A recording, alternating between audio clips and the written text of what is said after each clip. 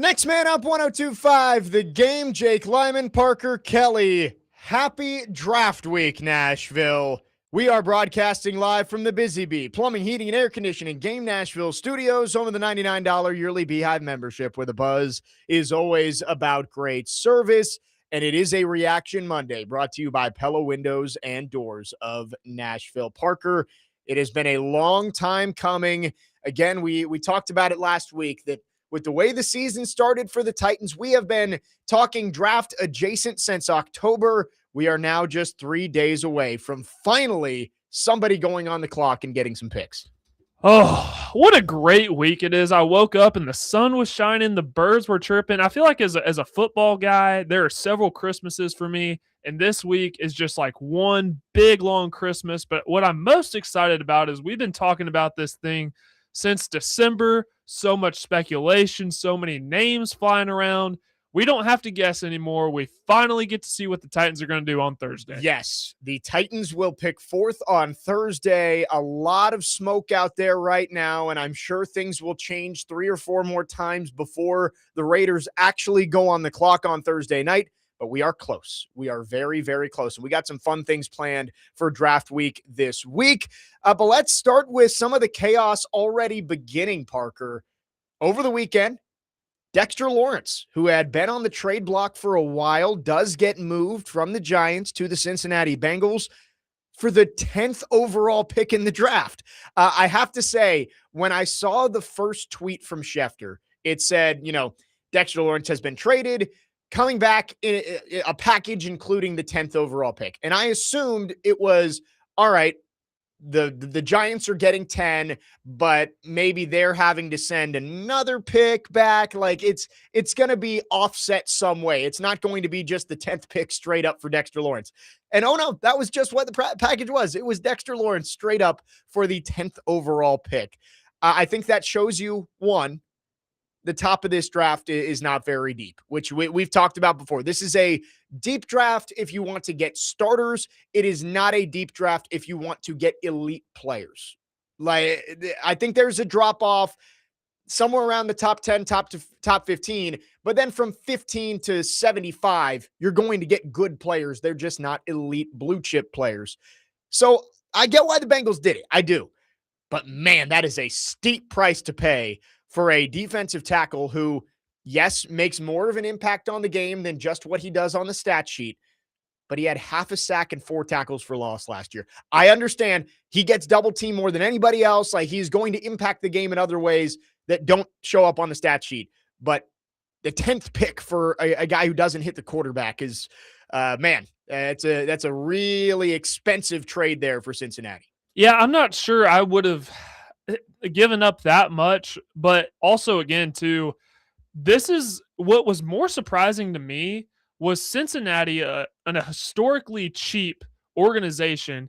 This is the first time they've traded a top 10 pick for a player since 1996. Yep. So that was the more surprising part to me. But for Dexter Lawrence, he's really good about pressuring the quarterbacks. He had 123 pressures over the last 4 years. The only player that has more in the entire league is Chris Jones. So that's a really good stat to have. But also, too, half a sack last year, and he didn't really have many injury concerns. Of course, you get bumped and bruised throughout the season, but the year before that, he had 9 sacks. So you'd like to see him be able to get to the quarterback a little more. But another aspect of all this, and you actually put it in the grid, for those that thought Jeffrey Simmons wouldn't go for a first-round pick, what do you have to say now? I know, and I remember having those conversations, and not to call out Corey Curtis, but Corey was one of the people that we talked about, and he said that we talked with this about, and he said, there's no way Simmons gets a first-round pick. And since then, Quinnen Williams has gotten 2 first-round picks, and now Dexter Lawrence has got a top 10 pick straight up. Yeah, Jeffrey Simmons would have gotten a first-round pick and more if the Titans trade him.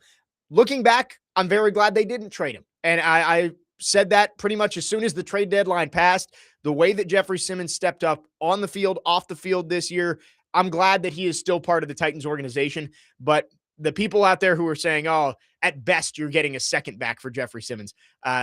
Defensive tackle is a much more valuable position than it was even 5 years ago across the NFL. Jeffrey Simmons would have gotten a haul back if they traded him at the deadline. But they didn't, He's still around. Titans, I think you can say you have one of, if not the best defensive tackle in the league. But Dexter Lawrence is now moving on to the Bengals. And I get why they did it, right? Like I can bash the trade on value because I do think it's an overpay, but I do get why they did it. At the 10th pick, who are the Bengals going to get? I saw a lot of mock drafts that said they might go Ruben Bain. Ruben Bain or Mansour Delane, something like that on the defensive side of the ball. They're really trying to build the line of scrimmage. Losing Trey Hendrickson, that's what they needed a lot of help with. See, and, looking back, would I have rather just paid Trey Hendrickson and kept the 10th overall pick? Yeah, probably. But I think they burned that bridge the last couple of years with the way they handled that negotiation with Hendrickson. But that's beside the point. I think they looked and said, who is going to have a bigger impact on our team this year? Ruben Bain or Dexter Lawrence? Because long-term, of course, you want to go with the younger, cheaper option. And Ruben Bain or whoever they were going to take at number 10, Mansour Delane, somebody to help them on the defensive side of the ball. Long-term, using the draft pick is better. You get 4 cheap years, maybe 5 with the 5th-year option, and you can there's a higher ceiling for them as they move forward. Dexter Lawrence this year, though, is going to be a better player than any of those players. And they want to win now. Exactly. Because they have a window. And I read we're going to get to Adam Schefter's article that he put out this morning, which had a lot of good nuggets about the draft and what he's hearing around the league right now. In there, he put that this is an important year for the Bengals because Joe Burrow may want out if things don't turn around quickly here. And missed the playoffs the last 3 years. Right. After going to the Super Bowl. Like Joe Burrow, that is the one guy the Bengals know they have to keep happy. And I think Joe Burrow, whatever it's been during his time as the quarterback of the Bengals, sometimes it's been the offensive line is made of paper mache and he gets put on his ass every single snap. Lately, it's been his defense is horrible. And if he doesn't put up 42 points, they have no chance to win the game because the defense has given up 38. So I get why they did it. You got to appease the quarterback and make sure that the most important person in your franchise is happy. And I think Dexter Lawrence does that more than taking a rookie at 10 and hoping that they develop, especially after you took Shamar Stewart last year, guy who didn't hit the quarterback in college. And, it doesn't look like he's going to hit the quarterback very much in the pros. So I think it is a good deal for both sides considering what they need at this point in their development. For the Giants, if they believe in Jackson Dart, getting 2 young pieces to help build around him is going to be more important for them picking 5 and 10. For the Bengals, they need to win right now because one more down year where they miss the playoffs and Joe Burrow might be calling his agent saying, hey, get me out of Cincinnati. Right. The window hasn't really started for the Giants yet because, they're still so young. So they have time to build this thing. Whereas the Bengals, that's exactly what I'm thinking because if I'm Joe Burrow, I'd want out too. You're not giving me enough or I have the wide receivers, but the line of scrimmage has been terrible and you don't give me time to get the ball out and I've been getting hurt. I would want out too. So they're trying to build the line of scrimmage. They're trying to win now, which is why the move makes sense, but also giving up the 10th overall pick for a guy that had half a sack last year. That is concerning. Yeah, no, in a vacuum, if you just look and you don't know what the teams are, you just say Team A traded the 10th overall pick for a nose tackle who had half a sack last year. Like, yeah, that's a horrible trade for the Bengals in a vacuum. The value is not there, but I think you got to take the context into consideration of where the Bengals are as a franchise, Joe Burrow, the injuries he's had, and the lack of help they've given him compared to the other superpowers in the AFC over the last couple of years. They had to go out and make a big move to show that they're committed to winning now. And you look around the league right now, what else were they going to go do? Right? Like, it's not like there's a whole lot of big name guys out. They weren't too active in free agency. They got Boye Mafe from the Seahawks, right. Jonathan Allen. They're trying to build the defensive front and see if they can affect the quarterback. But Dexter Lawrence, very good player. But trading a top 10 pick straight up for a player, I would rather do that for a guy like Trey Hendrickson 3 years ago. If he would, Lawrence is 28. Hendrickson, I think, is 32. Like, that if you're going to go trade for a 28-year-old who you're going to have to pay $25 million a year, I'd rather it be on the edge, a guy who's going to hit the quarterback a ton and he's going to have 10 plus sacks, rather than a guy, yeah, he's going to make your entire defensive line better, but in the long term, I think this is going to be a bad trade for the Bengals, even though I think it makes them better right now. And for Cincy, with Joe Burrow and the way things have gone the last couple of years, I understand why they did it. They have to go win right now, and they can't worry about what's going to look better for them 4 years down the road. 615-737-1025 is the phone number. We'd love to hear your thoughts on all things draft as we enter draft week. You can text or call on our phone lines driven by WilsonCountyHyundai.com. Again, 615-737-1025. It's going to be a fun week here on the show. Again, Thursday, we will have TD on draft day. So excited for that. We will get to go through all the scenarios for the Titans leading up to night one of the draft. We've got some fun things ready for the next couple of days that I've already got cooking up. So I'm excited for that with Nick Frazier tomorrow. And we'll see. Corey Curtis may be joining us Wednesday live from the draft. We will we'll have to check in on that. But today we're just going around and looking at all the scenarios. And Adam Schefter did put out an article this morning about some of the things he's hearing. We'll talk about that this hour. We'll also get your thoughts on the trade of Dexter Lawrence. 615-737-1025. Off and running on this Reaction Monday. Jake Lyman, Parker Kelly, next man up. 1025 The Game.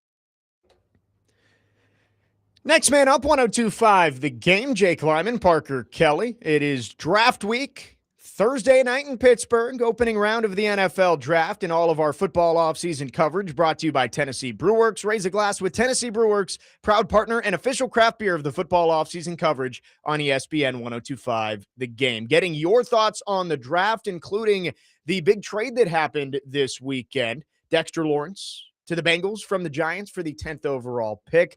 A couple of people on the text line. Chip from Mount Juliet says he thinks that this move is going to allow the Giants to trade up and possibly get in front of the Titans and grab Love because Joe Shane is aware of his Saquon Barkley mistake. Keegan says, so the Bengals got Lawrence for 2 years when they could have 3 different defensive rookies for up to 5 years. Not a fan. He says, I fully disagree, Jake, respectfully. There's no way we can seriously sit here and say, yes, this nose tackle who didn't produce last year gives the Bengals a good enough defense to go win now. I think this was the best option they had on the table, Keegan. Like, I understand. I would have rather given up the 10th overall pick for a star cornerback. Right? Like, the Colts went and traded for Sauce Gardner and they had to give up 2 first-round picks for that. A nose tackle isn't going to completely change the trajectory of the Bengals, but I think it was more of a move to prove to Joe Burrow that they are in win-now mode and say, hey, we're willing to go for it. I think a lot of the moves the Bengals are making now are just trying to keep Joe Burrow happy so he doesn't request a trade.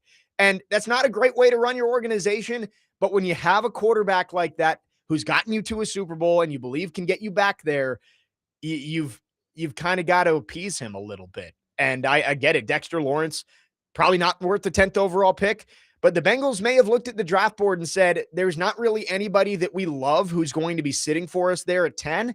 We might as well go get the best veteran player on the market right now. And you look around at who's available. That's probably the best player on the defensive side of the ball that they could have gotten in a trade. So I get why they did it, even though, yes, Keegan, I agree with you. The value is, top 10 pick for Dexter Lawrence is steep. 615-737-1025. Let's go to our phone lines driven by WilsonCountyHyundai.com. Dr. Locke is called in. Dr. Locke, good morning. Happy draft week. Oh, man, happy draft week. Good morning, Parker. Good morning, Jake. How you doing? How you guys doing? We're doing great. Hey, I've left the downtrodden SEC alone, but it's draft week, so I got to take the gloves off. If you want to make a friendly wager, we can do it on the first round. We're going to jump out real fast for Mendoza's number 1. That's going to be 1-0, Big Ten SEC. Then you got three the Ohio State starters. 4. That's Sonny Scott, 4. So we're gonna jump out like 4-1, 5-1 right off the rip. You're gonna make a little bit of a comeback in the middle there. And when I counted it out, you guys can play with it, but it'll take up 15, 20 minutes, maybe make a segment of it. It comes out 12-8, like a real nice sound whooping. Big Ten SEC. Yeah. But it's, that's what I was imagining it would be. I think it's going to be double-digit Big Ten at the very minimum, and the SEC probably won't get to 10. Yeah, you guys won't. It's like 12-7, 12-8. It's just from the 2-time defending national champion conference Big Ten. What would you expect? You guys will get some like placeholders and long snappers. And we're counting Ty Simpson as a first rounder. That's a stretch. That's a future signal caller from the sidelines if I've ever seen one. Yeah, I'm looking through the top 10, and is Delane like the only SEC player who's mocked to go in the top 10 right now? It's not looking good for looking good for y'all's conference. And we already said the top 10 are the ones that are game changers. So could it be fair to say that the SEC has no game-changing players? At least I wouldn't say that. At least, Jermon McCoy, if he would have played last year, might have been a top 5 pick. Right. I'm just walking out. Y'all have said ad nauseum that top-heavy draft, other than the top 10, 12 players, no Hall of Famers, just starters. You opened up the segment by saying that. So we can continue that by saying if you guys only have one in the top 12, is the SEC conference full of just non-game changers? Okay, let's be honest. The game changers are all coming from one school. So Parker's coming in now. That is true, Dr. Locke, and you can be proud of that being an Ohio State fan, that like a third of the Big Ten's first round picks. Fernando Mendoza is going to be awesome. I love Fernando, but I don't think he's a generational quarterback. He's going to go number 1 overall because teams reach for quarterbacks. I don't either, but he's such a class act. I mean, I agree. Look at the little wannabe squared off gangster with his entourage. That guy is going to be that's a bust all day long. He's a Canadian football player. Enjoy the Toronto Argonauts there, and go get drunk with your brother.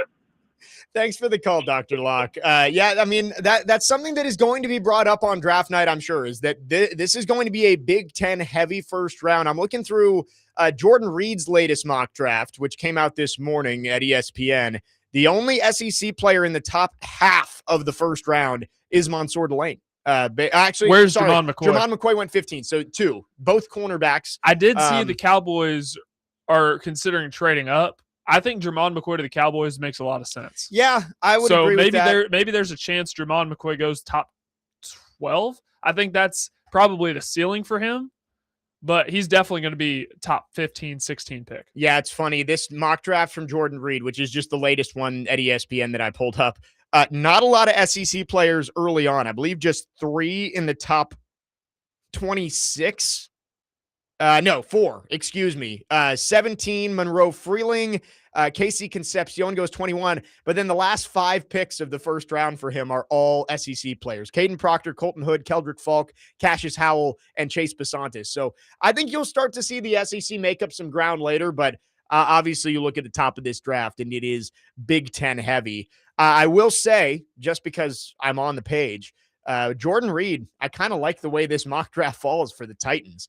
He has David Bailey getting to 4, which not something that we've talked about a ton because a lot of the mock drafts and a lot of the rumors have had him going 2 to the Jets. That kind of flipped over the weekend, Parker. I don't know if you saw this. Like Arvell Reese is now a pretty heavy favorite to go second to the Jets.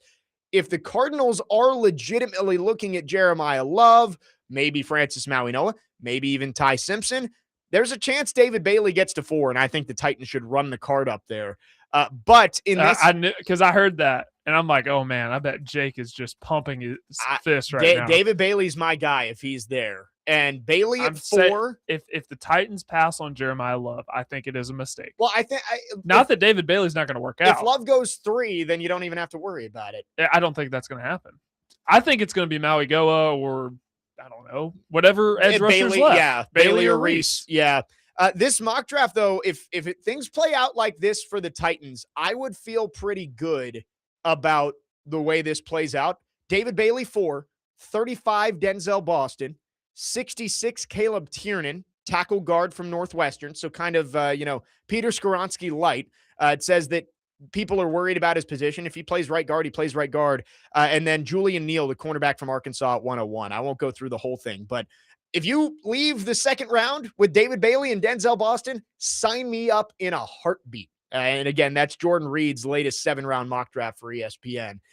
But I still think it's going to be the pass rushers going 2 and 3. The Jeremiah Love smoke has grown a little bit stronger, and this morning there was more of it from Adam Schefter. We'll get into Schefter's article coming up next because Adam Schefter put out a long notebook of draft intel, and not even just draft intel, stuff he's hearing around the league, including our old friend A.J. Brown possibly reuniting with Mike Vrabel as soon as June hits. We'll get into all of that coming up next because there are some things that could impact what the Titans are able to do at 4 and later on in the draft. 615-737-1025 is the phone number. We'd love to hear from you if you want to text or call our phone lines driven by WilsonCountyHyundai.com. Tee it up with us at the 5th Annual 615 Open, May 28th at Hermitage Golf Course. We are once again supporting Folds of Honor to help them fund life-changing scholarships for families of America's fallen heroes. Register now to play or sponsor at 615open.com. It is draft week. We'll keep talking draft on the other side. Jake Lyman, Parker Kelly, next man up, 102.5 The Game.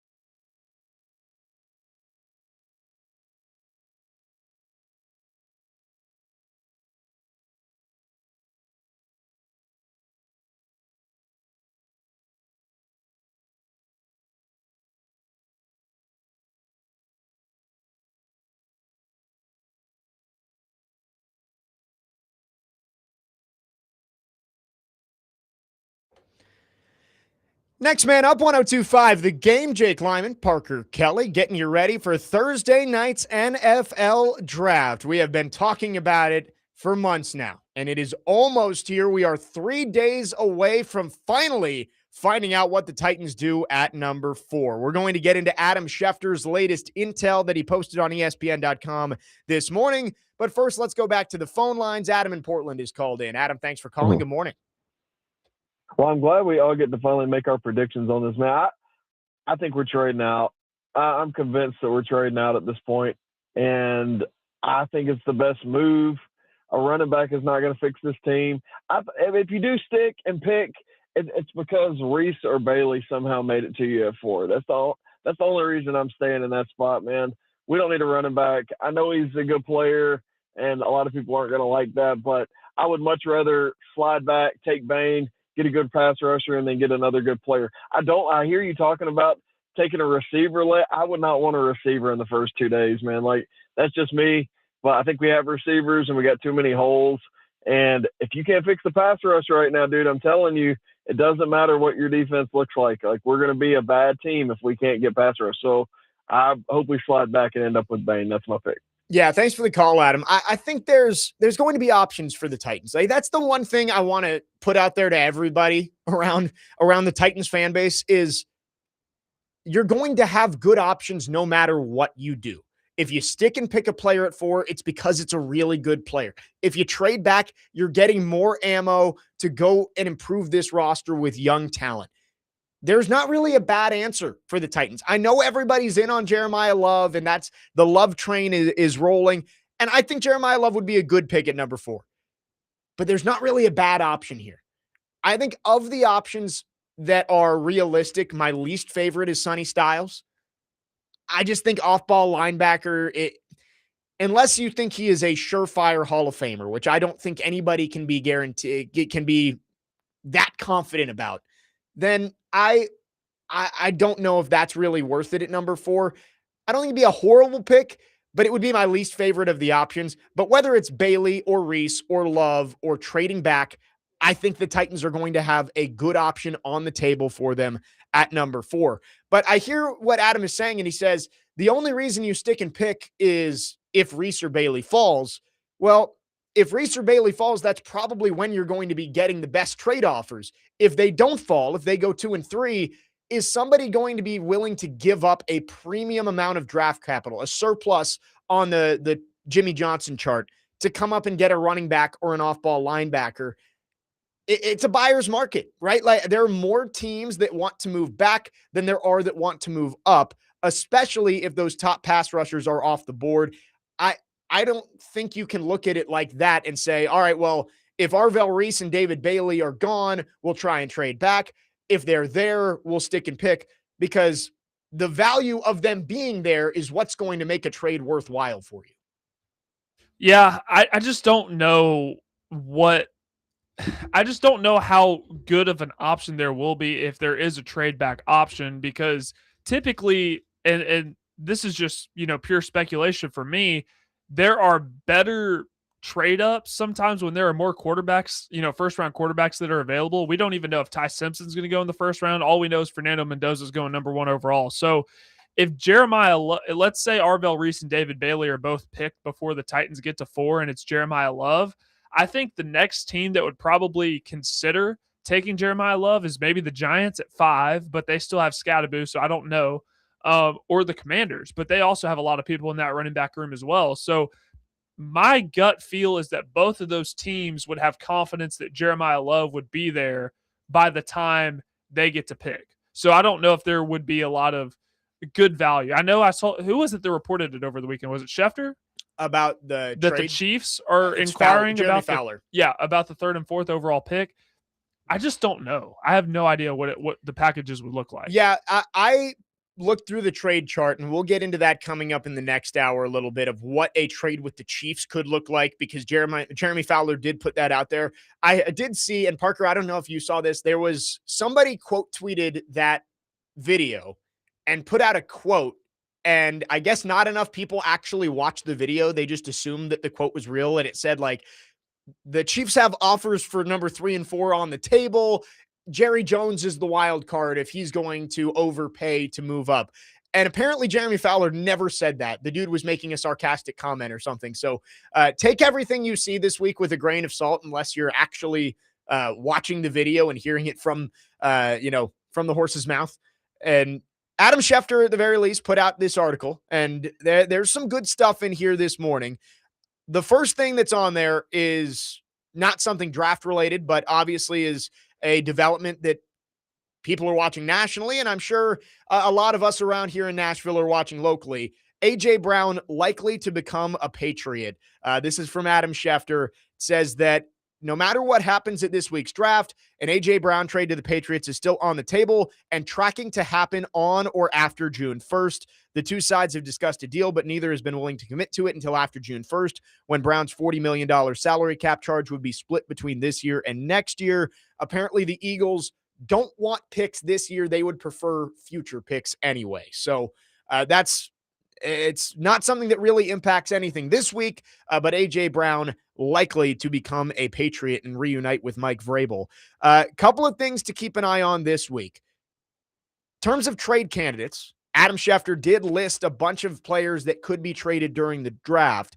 He says those who could gain interest include Colts quarterback Anthony Richardson, Titans quarterback Will Levis, Saints quarterback Spencer Rattler, Falcons tight end Kyle Pitts, who's on the franchise tag right now, Colts cornerback Kenny Moore, Giants edge Kayvon Thibodeau, and then Bills wide receiver Keon Coleman and 49ers wide receiver Brandon Ayuk. So Will Levis is listed there. I wanted to talk about that because that's been the one that everybody's looked at and said, all right, that's the way you can either improve one of your draft picks or add another draft pick. You trade Will Levis. How about Tony Pollard, though? The idea of drafting Jeremiah Love is still very much a possibility. And if you look at the odds right now, Jeremiah Love is the odds-on favorite to go number 4 to the Titans. If you take Jeremiah Love, Tony Pollard and Tajay Spears, you don't need both of them in that room. And I saw a tweet from Daniel Jeremiah this weekend of, hey, wide receiver, edge, cornerback, those are deep positions this year. Running back, not so much. Outside of Jeremiah Love and maybe Mike Washington and Jadarian Price on day 2, there aren't a ton of guys that you think are going to make an impact on your running back room this year, which would mean veteran guys might be a little bit more valuable for teams that want to fill out that group. Tony Pollard, Tajay Spears, I think that could be a way for the Titans to improve another draft pick, whether it's moving from the top of the 5th back into the 4th with Tony Pollard, or maybe creating another 6th-round pick. I think the Titans could be dealing not just in picks, but also with some players this weekend, Levis and maybe somebody in that running back room. Yeah, you're right about the running backs. That's a position that I've been looking at for a while because Jeremiah Love, Jadarian Price, both are probably going to go in the first round. But then the drop off from 1 to 2, even the drop off from 1 in the rest of the field, it's huge. But the drop off from 2 to the next closest person, I mean, you have Mike Washington Jr. from Arkansas. You have Nicholas Singleton from Penn State, Emmett Johnston from Nebraska. There's just a massive drop off. So I'm sure there would be a little bit of interest in Tony Pollard. If the pick ends up being Jeremiah Love, then a Tony Pollard trade would make a ton of sense. Yeah. Or even maybe trying to get rid of Tajay Spears. So, because you just have a lot of people in that running back room. But for Will Levis, what, a 6th pick? You think a 6th-round pick is fair? I think it just depends on how you want to use him. And that's what we've talked about with TD is like, you might be able to get a straight-up pick for Will Levis late on day 3, whether that's a 6th-round pick, maybe a 7th-round pick. I think 6th. I think 6th is what 5th is the absolute ceiling. I think if you're asking for a straight-up pick, I think you start with a 5th-round pick. And if you get a 6th, great. Down. Yeah, because Justin Fields went for a 6th. So I think that's what Will Levis would go for. That sounds about right. But you may be able to package him and another pick to move up. And I would kind of prefer that. In terms of getting an extra 6th, picking in the late like 180, somewhere around there, I would prefer to use Will Levis as a trade chip and maybe move up from 142 back into the 4th. Or if somebody's willing to, move up from 101 back into the 3rd. I don't know how the league is going to value Will Levis, especially missing a year, coming off the injury. Didn't look great at the end of his second season, but I do think there is some value for Will Levis, and I would expect that he's traded sometime this weekend. The one part of this article from Adam Schefter that Titans fans are going to want to pay attention to is the "a lot of love for love" section. Here is the excerpt from Adam Schefter. Even though he will not go number one, Notre Dame running back Jeremiah Love is considered by many to be the best player in this class and could become the first running back drafted in the top 5 picks since Saquon Barkley in 2018. There are some who believe he could go as high as number 3 to Arizona and no lower than number 7 to Washington. 3 to Arizona is growing some smoke. I mean, it is. And he also says there's growing chatter in league circles that Love is truly in play at the high end of that range with Arizona. So I know Titans fans are getting their hopes up for Jeremiah Love. And if he's there at 4, I think there's a very, very good chance that the Titans take him. You look at, again, the Vegas odds change, right? Like the 2023 draft with the CJ Stroud stuff, Vegas was convinced the Titans were getting CJ Stroud for a while, and then it completely flipped on its head an hour before the draft. So things are going to change all the way up until draft night. But the Titans are minus odds to take Jeremiah Love. So it's likely that Love is going to be the pick at 4, but he could go 3. And I just hope Titans fans are prepared for that possibility, because the Cardinals, they may just say, all right, if we don't have a trade partner, we don't love Arvell Reese or don't love David Bailey, we're going to take the best player on our board, and that's Jeremiah Love. And it would not be the worst thing in the world for the Titans. I know everybody's talked themselves into Jeremiah Love and everybody loves him, but getting one of those pass rushers or having the ability to trade down is going to be helpful for the Titans in the long term too. There's going to be good options there. Keegan on the text line says, can we just take a small second and talk about Jadarian Price? Call me crazy all you want. If we go edge at 4, I would draft Price at 35. Legit going to be a really good NFL running back. And I don't doubt that. I think Jadarian Price is going to be a good NFL running back. But if I'm taking a running back, I want him to be a game changer. And that's what I think Jeremiah Love is. I don't know if Jadarian Price is a game changer. And if I'm sitting there at 35 and I have Jadarian Price and Denzel Boston and Chris Bell and Chris Brazel on the board, give me the wide receiver at 35 over Jadarian Price. At 4, I'll take the game-changing running back over Carnell Tate or Jordan Tyson with the injury concerns. But at 35, Jadarian Price is not a guy who's going to transform the way your offense runs. He's a good running back, but he's not an elite running back prospect. I would rather have a good wide receiver prospect over a good running back prospect. Absolutely, because you hit the nail on the head. Jeremiah Love is viewed as a generational guy, the best player in the draft. Jadarian Price, is a really good running back, but there are other needs that the Titans would need there if they're not able to get the generational guy. Jadarian Price is not viewed as generational. Yeah. So if you have the opportunity to get an edge rusher or a receiver, I think that either of those, positions would be valued much higher than getting Jadarian Price in the second round. Yes. I don't think there is a top 5 wide receiver in this class, like a wide receiver who should go in the top 5 of the draft. So that's why Jeremiah Love might be the best player in the draft. I'd take him over any of those wide receivers, but there are lots of really good day 2 wide receivers that I would value more than Jadarian Price. 615-737-1025 is the phone number. You can text or call if you want to join the conversation. Our phone line's driven by WilsonCountyHyundai.com. The Game Nashville Sports Network will have coverage of the NFL Draft live this Thursday from T-Line Nashville and on Friday from Chicago's home of Chicken and Waffles. Coverage begins at 6 o'clock on Thursday on 1025 The Game and Friday on Sports Talk 830 and is presented by Parman Tractor and Equipment, Pizona MD, Nelson's Greenbrier Distillery, Sealmaster, and Tri-State Water, Power, and Air Home Generators. 615-737-1025. We will continue to go through Adam Schefter's article, a couple of other things I wanted to touch on to wrap up hour number 1. Jake Lyman, Parker Kelly, next man up, 1025 The Game.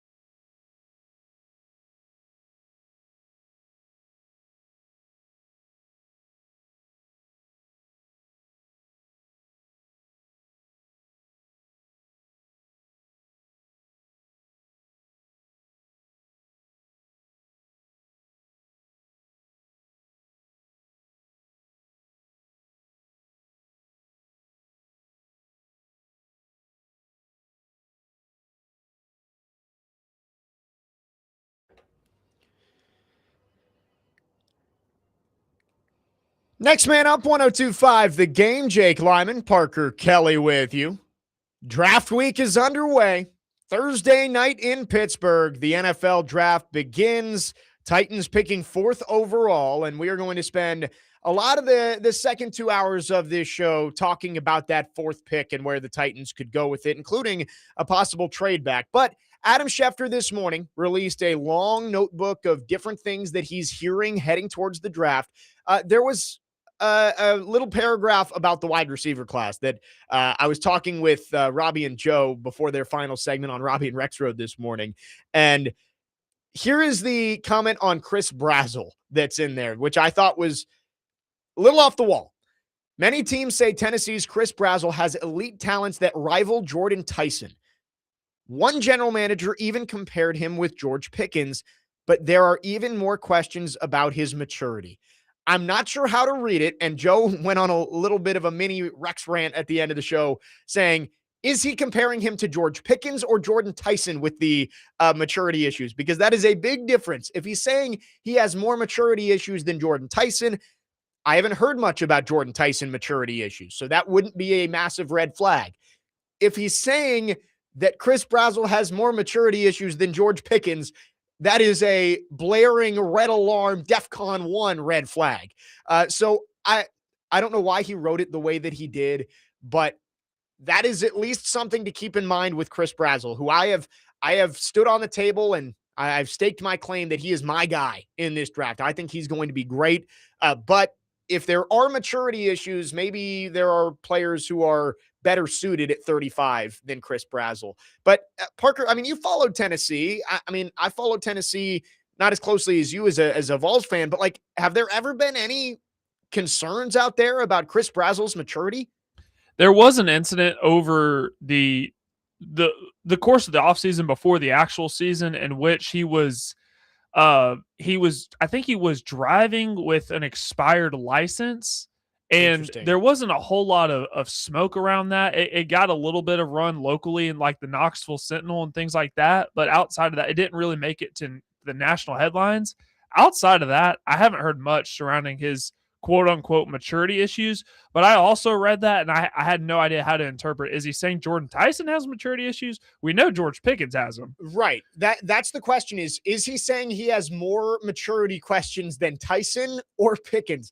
I think he meant Tyson, but the way it reads is at least concerning because it's like one GM compared him to George Pickens, but with even more questions about his maturity. The M dash there is a little bit strange, but at least that's a reason why Brazzell has been tough to judge where he might go. Is he going to be a top of the second round kind of guy, or does he slide maybe later on to day 2? I don't know. Trevor asks, who's the guy that got egoed by a cop and arrested for not moving on a public sidewalk? That was Zachariah Branch. I saw a report that basically said like, teams aren't all that concerned about it. They might do a little bit of digging, but like it's not that really. It seems like it was like a battle of egos on a public sidewalk. Just watch where you're standing on the sidewalk, guys. I mean, especially when in Athens, Georgia. Right. Well, yeah. I was about to say it was one of those things where you see Georgia Bulldogs receiver arrested in Athens, Georgia, and you're like, all right, how fast was he going? In fact, he was just standing there. That was the issue. He was not going fast enough, according to the officer who wanted him to move off of the sidewalk. Last thing from this Schefter article, Diego Pavia is a polarizing subject for people around here, and I think nationally, of the player that he is and the impact he had on all 3 programs that he was at in college, including Vanderbilt, getting the first 10-win season in program history. There's clearly a lot to like there. But when you talk about maturity issues may not be the right word, but like character may not even be the right word either. Just being a little egotistical, right? Like, and is that going to fit in an NFL locker room? Here was what Adam Schefter wrote about Diego Pavia. It says, one of Vanderbilt quarterback Diego Pavia's strongest traits is his confidence. He says he believes his skills rival any quarterback in this draft and that teams are making a mistake going off potential and measurables rather than production and intangibles. Some teams are taking a closer look. The Panthers recently had Pavia in for a visit, and others are doing their own work on him. Expect his name to be called this weekend. So some people have questioned whether Diego Pavia is a draft pick. He is a draft I have pick. been steadfast that he is a draft pick, even though I think it'll be later in the draft. I think he's going to hear his name called. I would guess 6th round, give or take half a round, right? Like, I think it'll be somewhere from the middle of the 5th to the middle of the 7th, likely in the 6th. But Diego Pavia, there's enough to like there in his improvement as a passer on tape this year, along with the winning that he's done at every stop, that teams are going to take a chance on that late in the draft. 615-737-1025 is our phone number. You can chime in on our phone and text line, driven by WilsonCountyHyundai.com. Again, lots of stuff in this article. We couldn't get to all of it, but the one thing we didn't talk about, though, the injury concerns with Francis Maui-Noa could be something to keep an eye on draft night. It says one front office executive said last week if the injury, which is a herniated disc, flares up in training camp, it might require surgery and potentially end Maui-Noa's rookie season. No team sounds overly concerned about the long-term ramifications of the injury. So maybe if Maui-Noa slides, that could be a reason why, which he is a guy who's been mocked at 3 to the Cardinals. Maybe he's not going to go in that range anymore, which could play a role in who the Titans have available to them at number 4. 615-737-1025.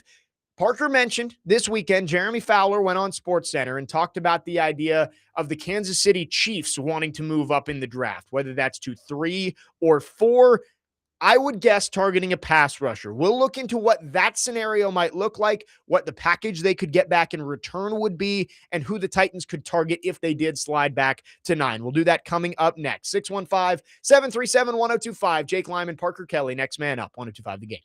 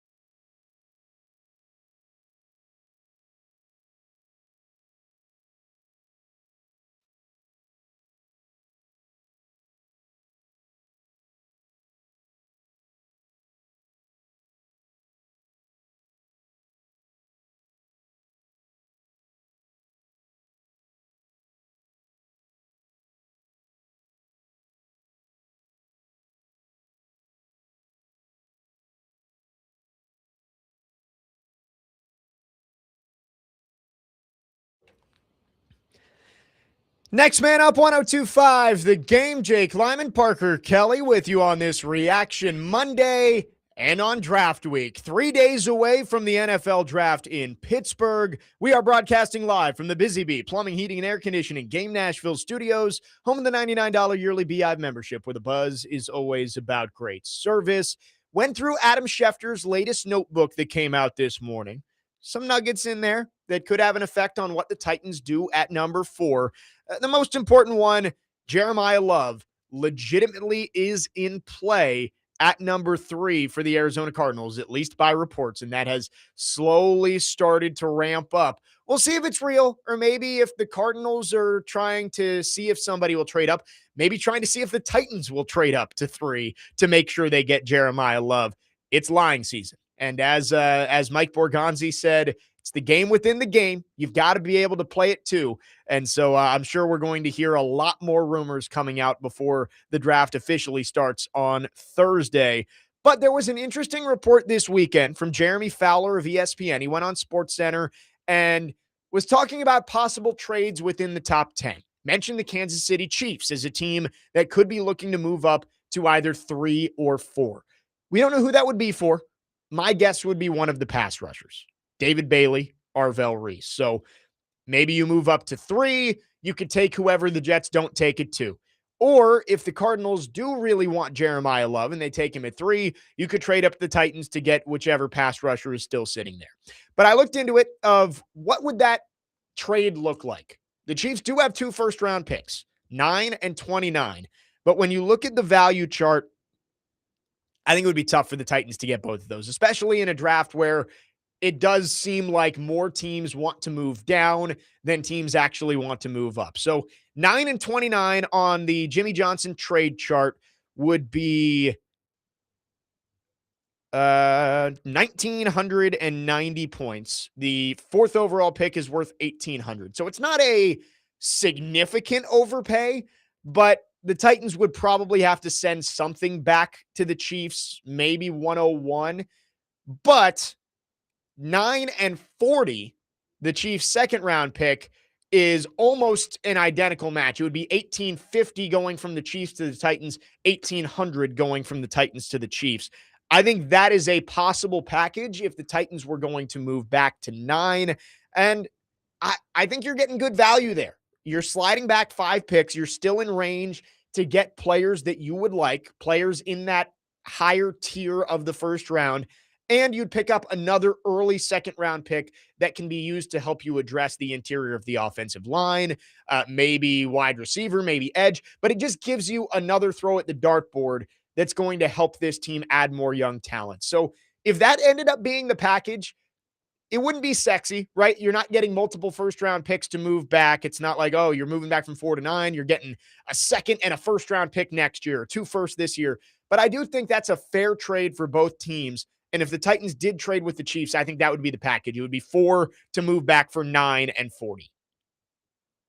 Yeah, and this when I saw this, I immediately thought of, 2 years ago, 3 years ago, however many years ago, when Chad Brinker was saying, hey, we want 12 picks in the top 100 over the next 3 drafts. And at this point, I'm not exactly sure the number they're sitting at, but I know it's not 12.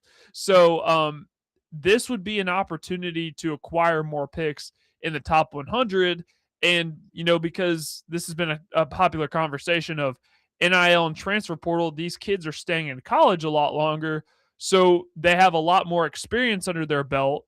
The development aspect may not be there entirely, but at least the experience is. So the belly of this draft, whether it's, picks 40 through 75, you're getting about the same caliber of player regardless of position. So for the Titans, you could certainly get a lot of value there, but you also got to weigh the fact, is it worth passing up on a generational guy if he's there to us at number 4? Yeah, and that becomes the question for Mike Borgonzi is we've said it all along. You're going to have 2 of those 4 guys we've talked about.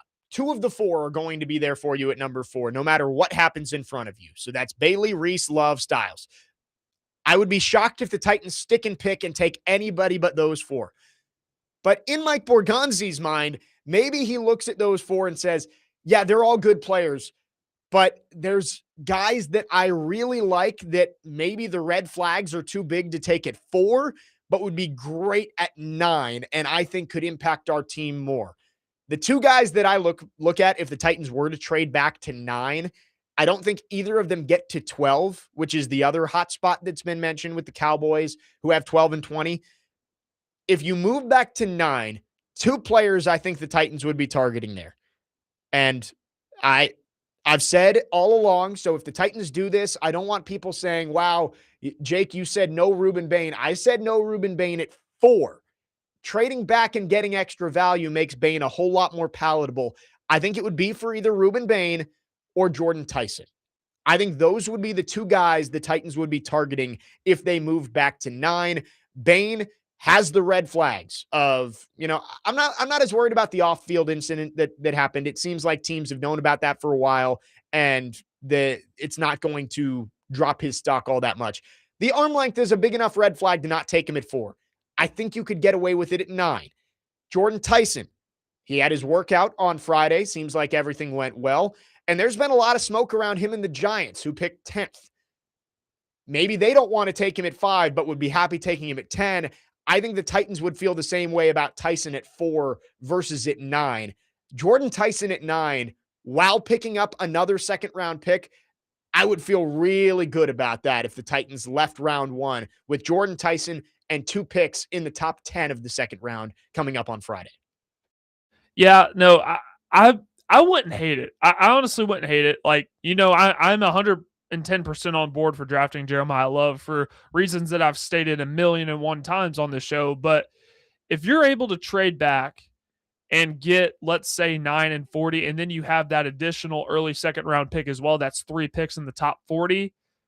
It would be hard to fault it because this team has so many needs, and I don't think there's a large majority of this fan base that wants Jeremiah Love, but I don't even think that they could deny that would be really good for the Titans if they were able to acquire 3 picks in the top 40. Yeah, and I think this draft class is tiered a little bit. Like, you got the 4 guys we've talked about. I think those are the top 5 picks along with Fernando Mendoza in some order.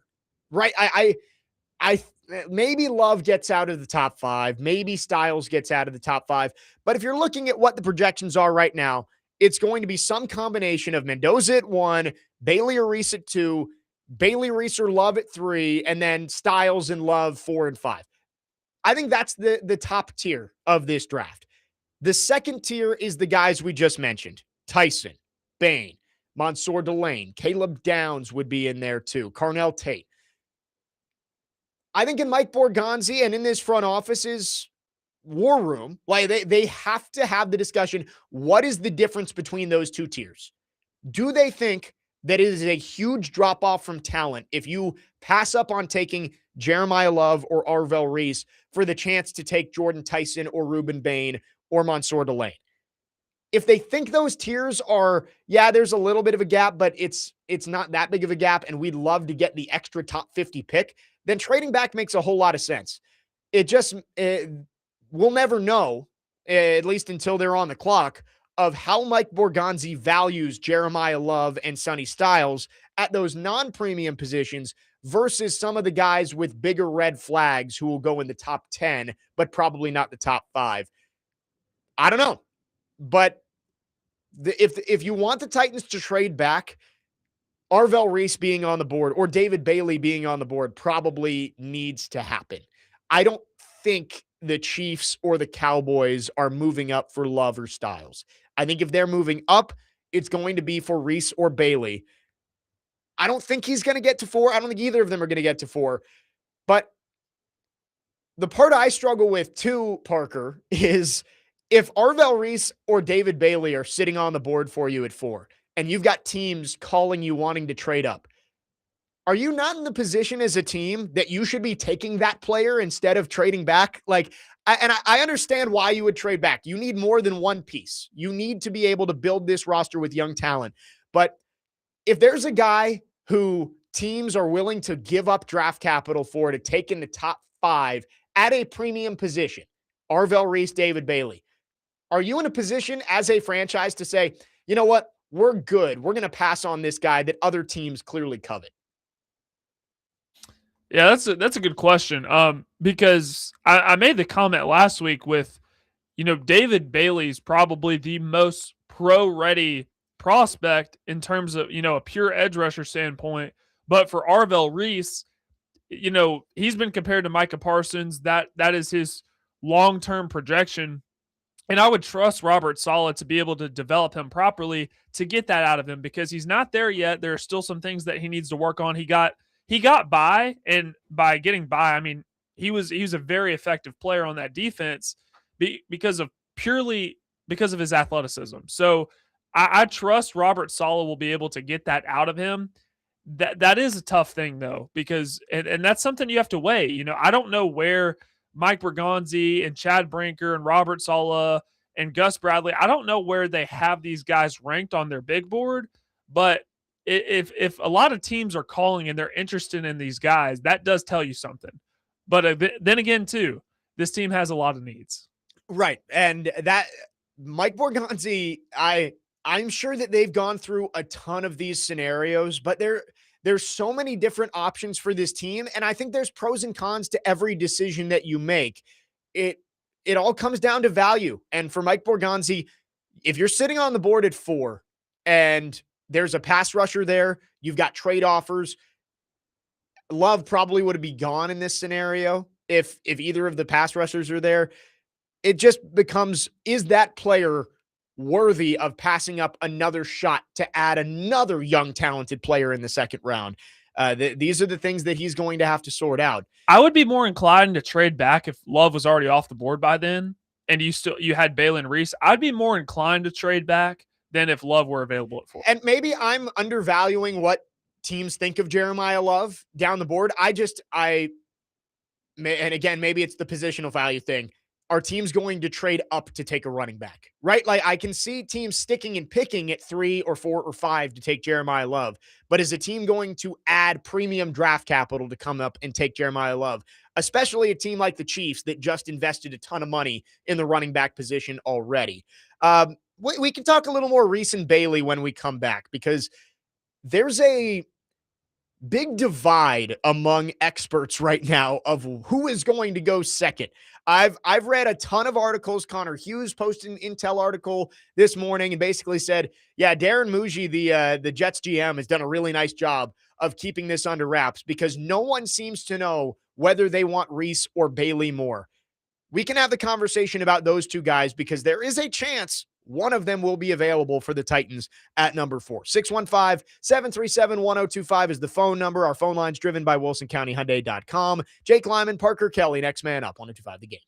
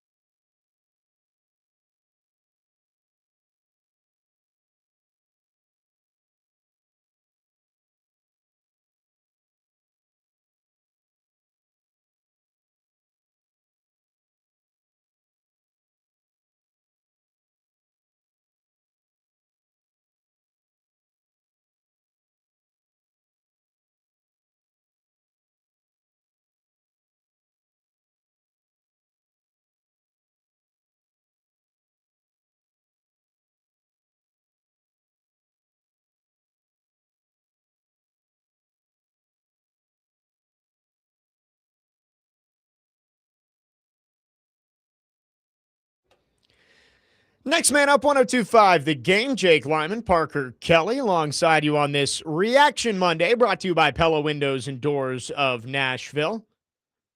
We're going to talk Arvell Reese and David Bailey here, but during the break, Parker, I found my least favorite Titans scenario ever, courtesy of Joel Klatt. Uh-oh. What did Klatt put out there? Joel Klatt's mock draft has Fernando Mendoza going 1, Arvell Reese going 2, Jeremiah Love going 3. And with the 4th pick, the Tennessee Titans, with David Bailey and Sonny Styles on the board, select Francis Maui-Noah. And I think that is I think I found my nightmare scenario for Thursday night. I mean, we just read through Could you imagine the outrage here locally?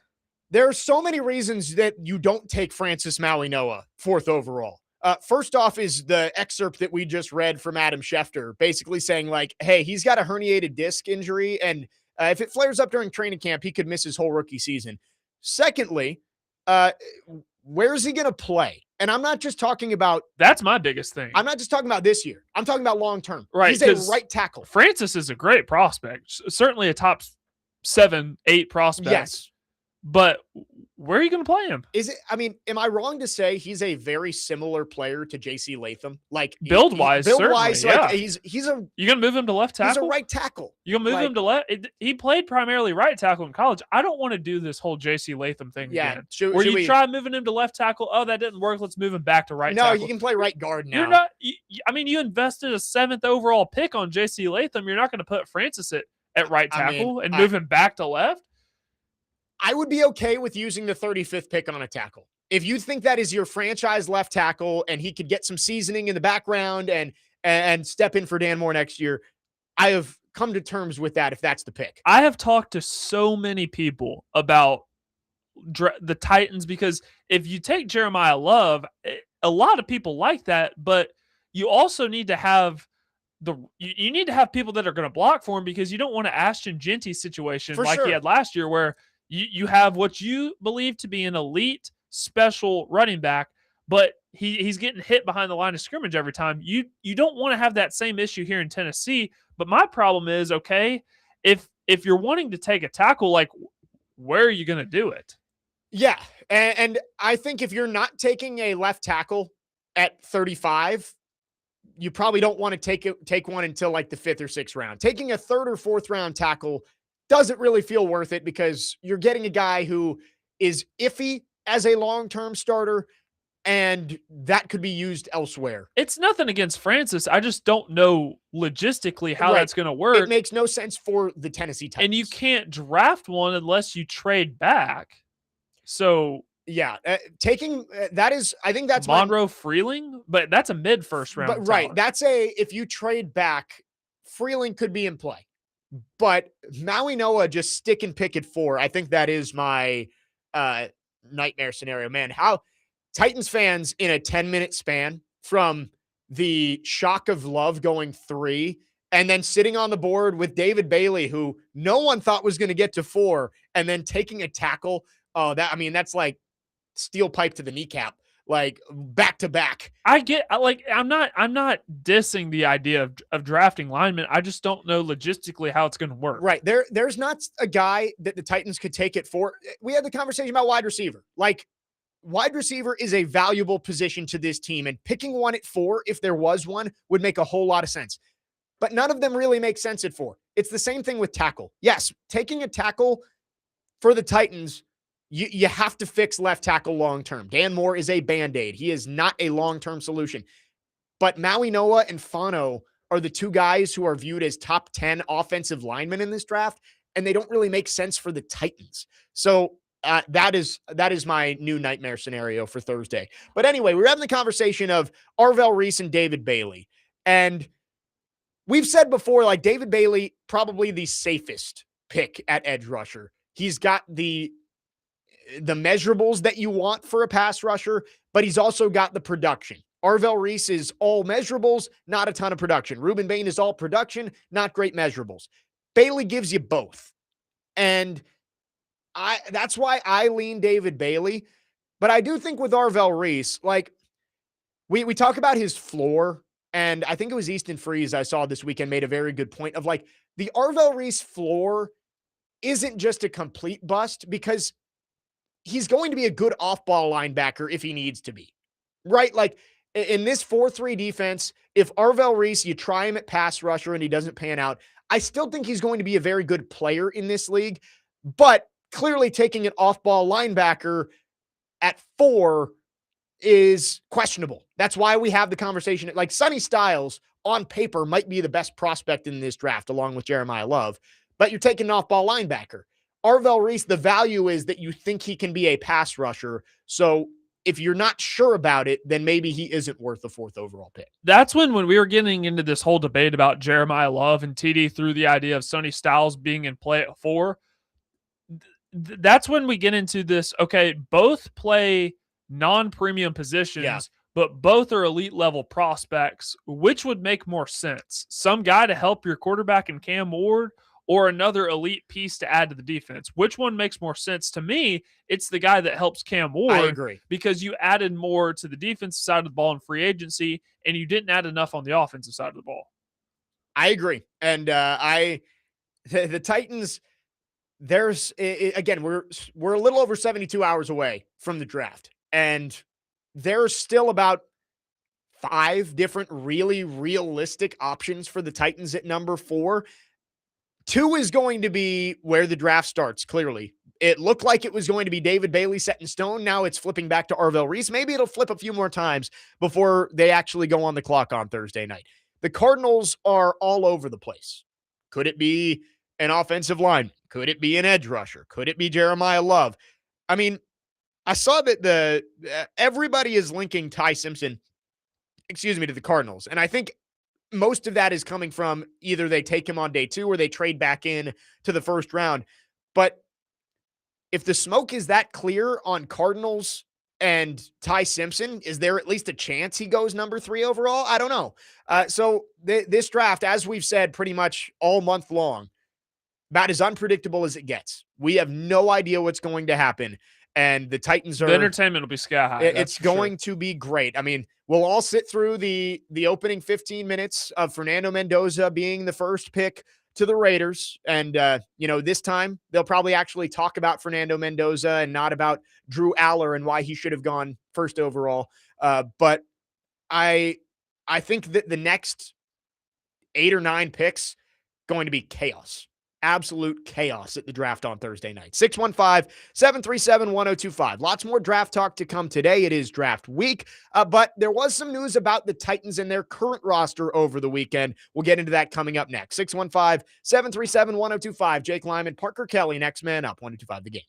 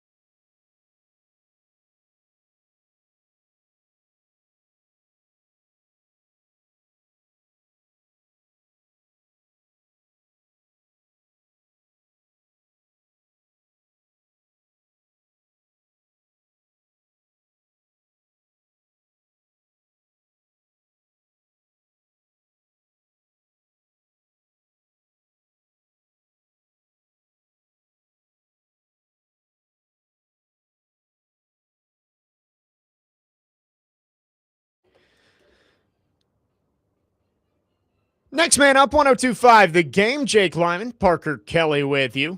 It is draft week. The NFL draft just 3 days away. We got some fun things planned throughout the week to lead you up to draft night in Pittsburgh. I did want to touch on Peter Skoronski here quickly, but first let's go to our phone lines driven by WilsonCountyHyundai.com. Scott is called in. Scott, thanks for calling. Good morning. Yep. Good morning, guys. How are you? Doing great. Good. So I just wanted to throw out this assessment and see if you guys agree with it. Is it not logical to assume that Jeremiah Love is considered a top 10 pick in this draft because it is this draft and we're a little bit thin at premium positions like wide receiver, quarterback, edge, left tackle? There's some good ones, but there's not a lot of good ones. And in my assessment, if this were a different year where that was deeper, it might even push him down to 18, 20, 22, and he could still be maybe one of the top players in the draft. See, I definitely see where you're coming from there, Scott, of yes, this year's draft is lacking in high-end wide receivers, high-end tackles, high-end quarterbacks. So for sure, Jeremiah Love, I don't think in a typical draft would be in consideration to go 4th, 5th, somewhere in there. And just to dovetail that, this will be my last comment. Yeah. Because of that, I as a Titans fan, I wish, quote unquote, that the Commanders would move up to 4 and take whatever defender or whoever they want, and then suddenly Love is still there at 7. And then we get him, and then suddenly we got more draft capital on top of it. Because to me, Love could go anywhere in the top 10 because of, one man's toy is another man's treasure kind of thing. Yeah, no, that, and I'll think, hang up and listen. Yeah, thanks for the call, Scott. I think that's the dream scenario, right? If you could move back and still get Jeremiah Love, get an extra draft pick and still get Jeremiah Love, that would be great. And I see what he's saying of, yeah, in another draft, maybe Jeremiah Love isn't being talked about in the top 5. I don't think he falls to, he said 18 to 20. I think he's a top 10, maybe top 12 pick in almost any draft. He is an elite running back prospect. But yeah, this year's draft is thin at premium positions. And that's why Jeremiah Love is on the table at 4, because if Reese and Bailey are gone, there's not really a prospect you look at and say, all right, that is a blue chip premium position player that I can go get. Let me take the best player on the board regardless of position, and that's probably Jeremiah Love. So, yeah, if the Commanders want to come up to 4 and they're taking Sonny Styles, and then the Giants go Caleb Downs at 5, the Browns go Carnell Tate at 6, and boom, you're sitting on the board on the clock at 7 with Jeremiah Love still on the board. Sign me up for that. I just don't know. I don't know how realistic that is. I don't know how aggressive the Commanders are going to want to be moving up the draft board. 615-737-1025 is the phone number if you have any questions or comments. Over the weekend, it was reported that the Titans are planning on picking up Peter Skoronski's 5th-year option, which not unexpected whatsoever. That's why we're not going to spend too much time on it. But I do want to say, very nice to see those words again of the Titans have picked up their first-round picks, 5th-year option. The streak is finally over. Jeffrey Simmons was the last player the Titans picked up a 5th-year option on. Going through that stretch of 3 years of Wilson and Farley and Burks, it is nice to say the Titans at the very least have gotten a guy that they want to keep around in the first round for the first time since 2019. Right, and we all knew it was coming. So the Houston Texans did a similar thing with Will Anderson, and then they signed him to a big extension. So I would not rule it out if the Titans were able to do the same thing with Peter Skoronski. But we all knew this was coming. But you're right. It's good to see that the Titans, a former Titans first-round pick, is being kept around. Yes. It's awesome. It is great to see that the Titans finally have a first-round pick that is going to stay. And I think you're right. I think the Titans are likely going to try and lock up Skoronski long-term pretty quickly here. Usually when the Titans do extend players, and it depends on the GM, we haven't really seen Mike Borgonzi extend somebody yet. I guess Hooker got the extension right before the start of last season. So, but not quite as big of a deal as Skoronski's going to be. It's usually early in training camp, like late July, early August. That would be my guess. Maybe they're able to get something done earlier. I think Skoronski wants to stick around. I think the Titans are motivated to get a deal done. The Spot Track market value has him at 3 years, $60 million. I would guess it's longer than that. Like Chris Lindstrom is getting 5 years and $102 million. Trey Smith, 4 years, 94. These are some of the comparable contracts. I would guess it's probably right around 4 years, $100 million would be my guess for Peter Skoronski, especially with Linderbaum just getting $27 million a year at center. I would think Skoronski's going to get over $100 million, 4 years, and that probably gets it done. But it is just great to be talking about a player that the Titans want to keep around in the first round after so many busts year in and year out at the top of the draft. And J.C. Latham, the jury is definitely still out on him. The Titans will have to make a decision on his fifth-year option next year. You really hope that Latham takes a step like Skoronski did this year. They've taken similar paths to this point of somewhat disappointing rookie season, but not bad. Then second year, slow start, stronger finish. Then in year 3, Skoronski took the leap to being the high-level elite guard that you expected him to be when you took him 11th overall. Latham has to take a step this year where you are sure he is a bookend tackle for you.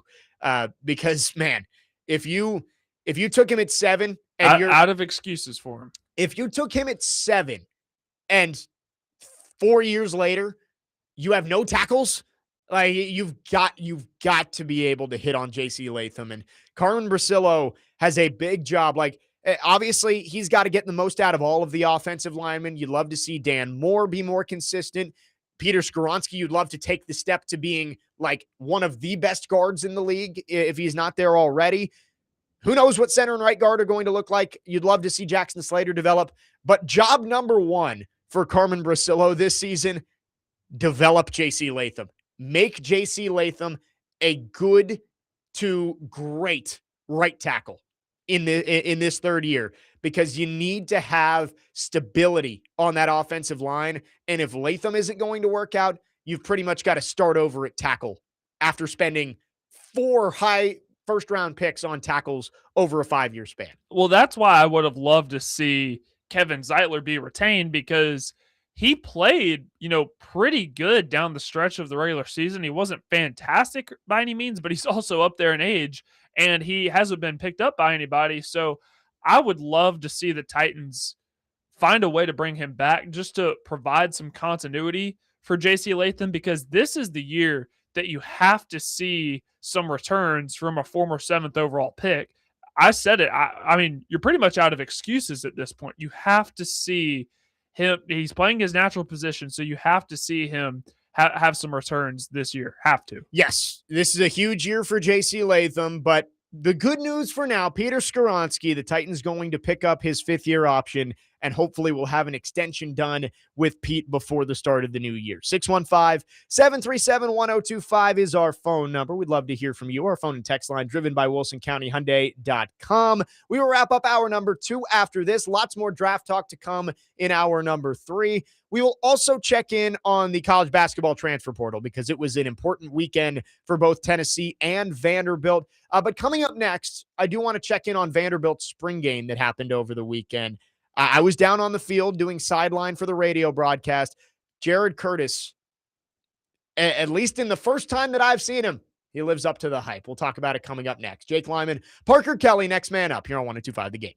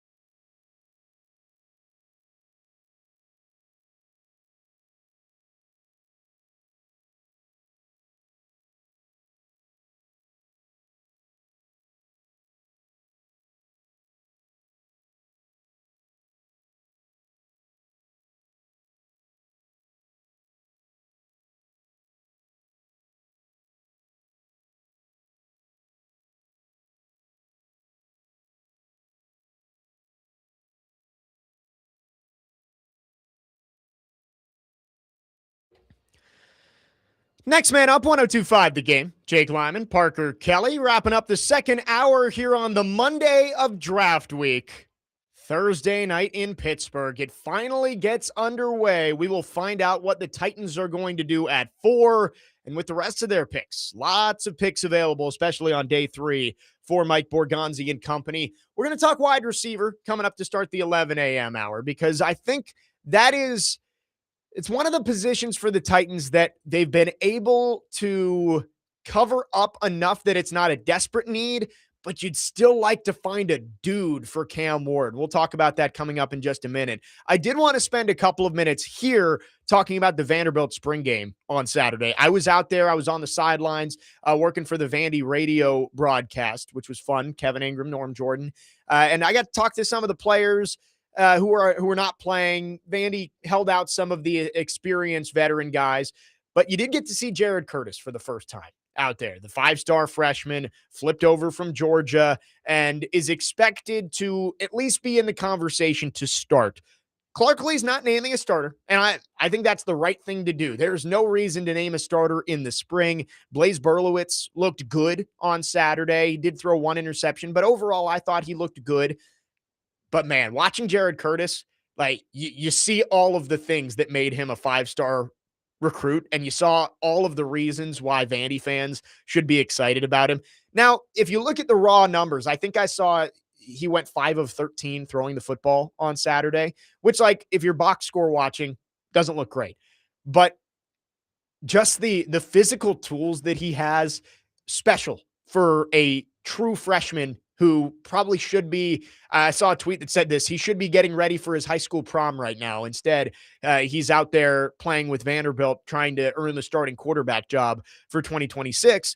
And there's still a lot of development that has to happen there. Parker, we had the same conversation last week about Faison Brandon coming out of the spring game. Of a lot of the development that he has to make is on the mental side of the game.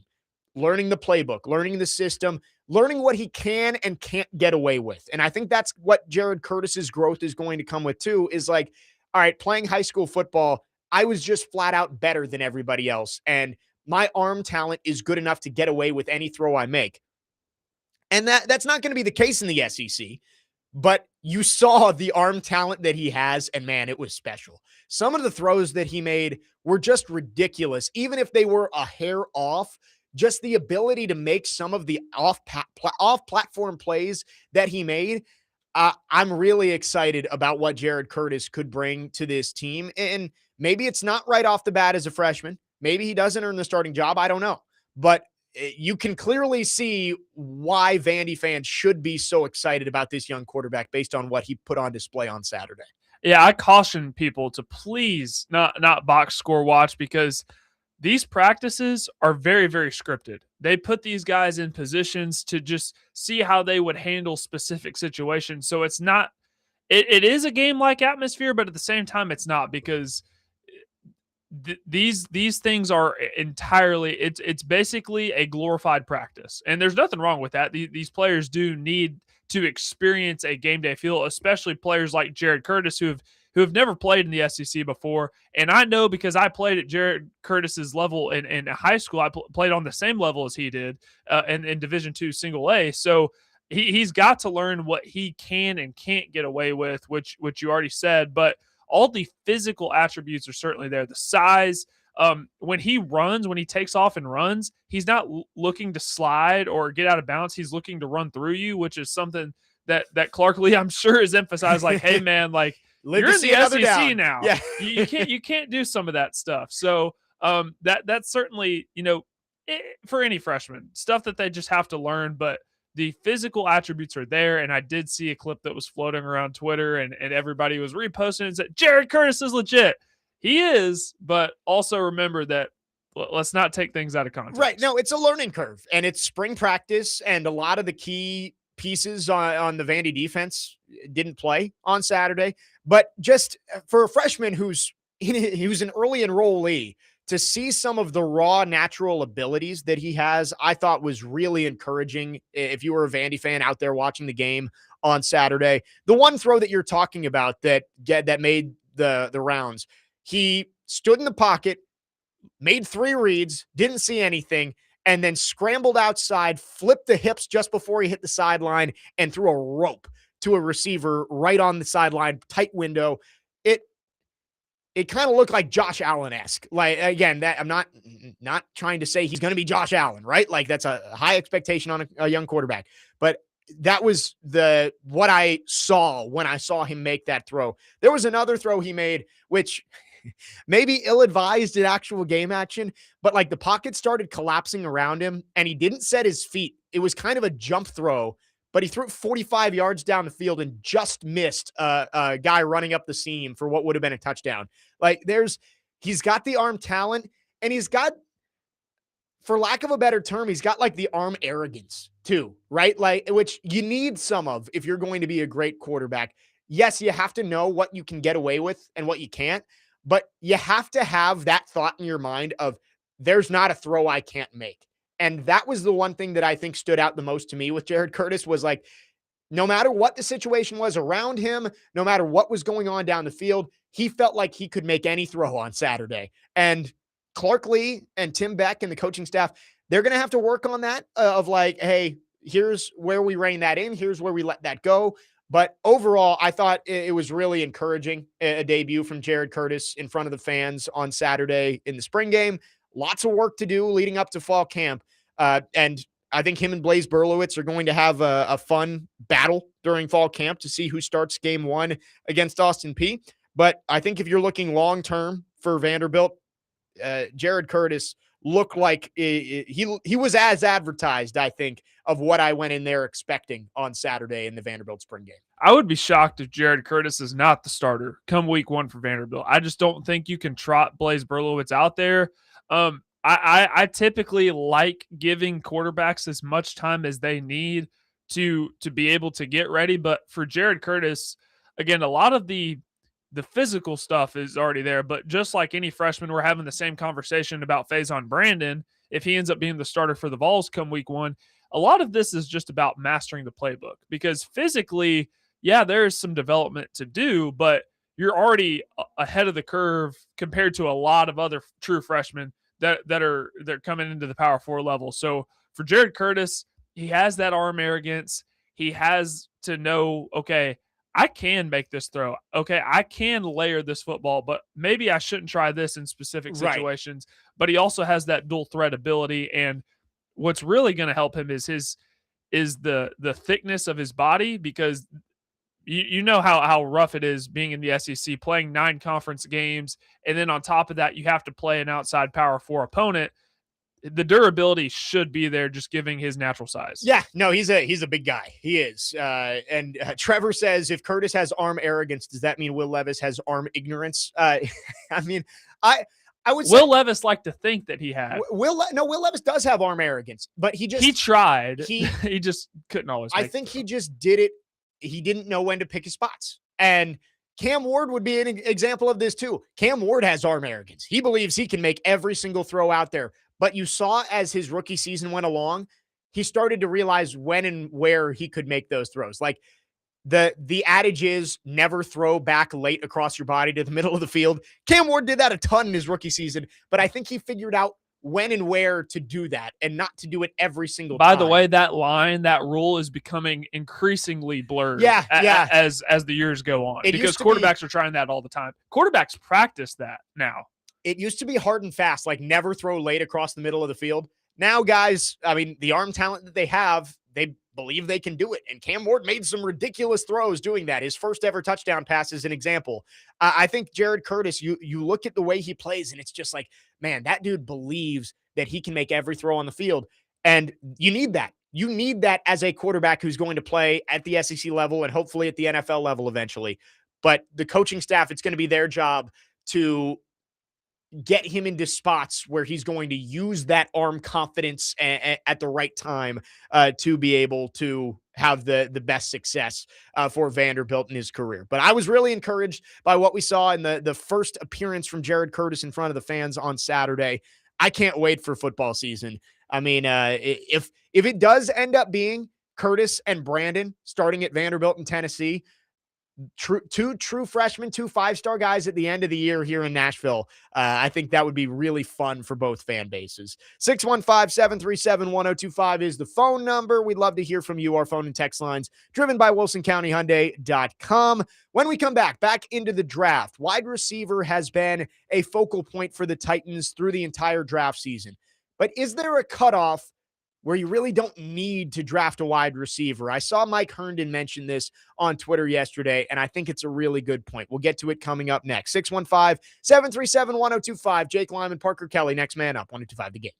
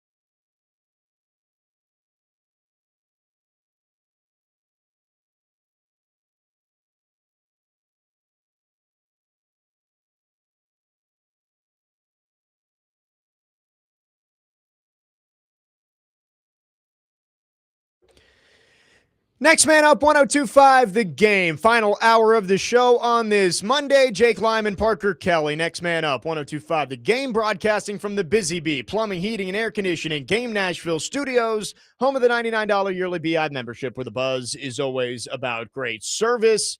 Draft week has begun. We are getting ready for Thursday's first round in Pittsburgh and what the Tennessee Titans might do at number 4. We had the discussion about possibly trading back in the first round. The Chiefs, the Cowboys, some of the names that have been pushed out there of options for the Titans at number 4 if they don't have somebody that they want to stick and pick. But there was a wide receiver has been one of the positions that we've talked about a ton during the draft process of, hey, the Titans need to find a number 1 guy for Cam Ward. You got to add to this room. There are good pieces in there. I like Wan'Dale Robinson, who they add in free agency. It's a chain mover that you've brought in. Chim Dike really made strides as a receiver and, of course, is a great returner. Alec Iamaner, it was an up and down year for him, but I thought he finished the season strong. You've got pieces. And, of course, Calvin Ridley's back too. But you don't have a long-term number 1 guy for Cam Ward. And I saw Mike Herndon commented on this, who writes for PaulKuharsky.com, of if the Titans don't take a wide receiver in the first or second round, is it really worth taking one at all? And it's a tough conversation because I do think you need to add to that room, but let's look at what they have right now. You've got Calvin Ridley, who veteran guy, not a wide receiver 1, but a guy who's proven that he can be a productive player at the NFL level on the outside. You got Wan'Dale Robinson. You just paid him a lot of money. He's going to be your starting slot. Chim Dike, coming off a good rookie season where he was used much more as a receiver later on in the year. Alec Iamaner just mentioned, up and down. You brought back Bryce Oliver, who missed most of last year, but he's a really good special teamer and has shown flashes offensively. So that's 5 right there. I think you could use some depth. You have, KJ Osborne, who they brought in, and I'm blanking on the other guy that they signed who was retired for a couple of years that they just brought back. But they've got some options there. You don't have a number 1. Does it make sense to add like another 3rd or 4th round pick to this mix when you do have holes elsewhere that would probably be better served by using those picks? What impacts this team more? A wide receiver in the 3rd round that's going to be battling with Alec Iamaner for playing time, or a guy who could start at right guard immediately, or a guy who could start at center immediately, or at least battle for those spots? That's what I was wrestling with when talking about this is, yeah, a guy at 435 who you think could turn out to be a possible wide receiver 1 or just a go-to guy for Cam Ward makes a ton of sense. And you're not taking one at 4. But if you trade back in the first round, Jordan Tyson, Kylo, something like that. But if you get past 35 and you haven't picked a wide receiver, do you think it makes sense to take one at all when you could use those picks to find depth at other positions that you have less of it, and then wait and take your go-to wide receiver next year in the draft, whether that's in the 1st or 2nd round or so on? Honestly, something I haven't even thought about, just because I know wide receiver is that big of a need. But if you're wanting to see Cam Ward take, this big jump from year 1 to year 2, I think you have to address a pass catcher and address it early, because Jeremiah Love, has some pass catching ability. He can run routes like a wide receiver. I talked to a guy at On 3 for who covers Notre Dame, and he said that exclusively Jeremiah Love worked at wide receiver during spring ball the last 2 years because that's something that he wanted to improve on, because he obviously already had the running back aspect of the game down, but also wanted to work on his pass catching ability. So, he can run routes. He can catch screens and take them to the house, but he's not going to – it's not like a Travis Hunter situation where you're addressing 2 needs with 1 pick. He's still going to play primarily running back, but can also supplement catching the ball. You need to get a pass catcher for Cam Ward. You have to.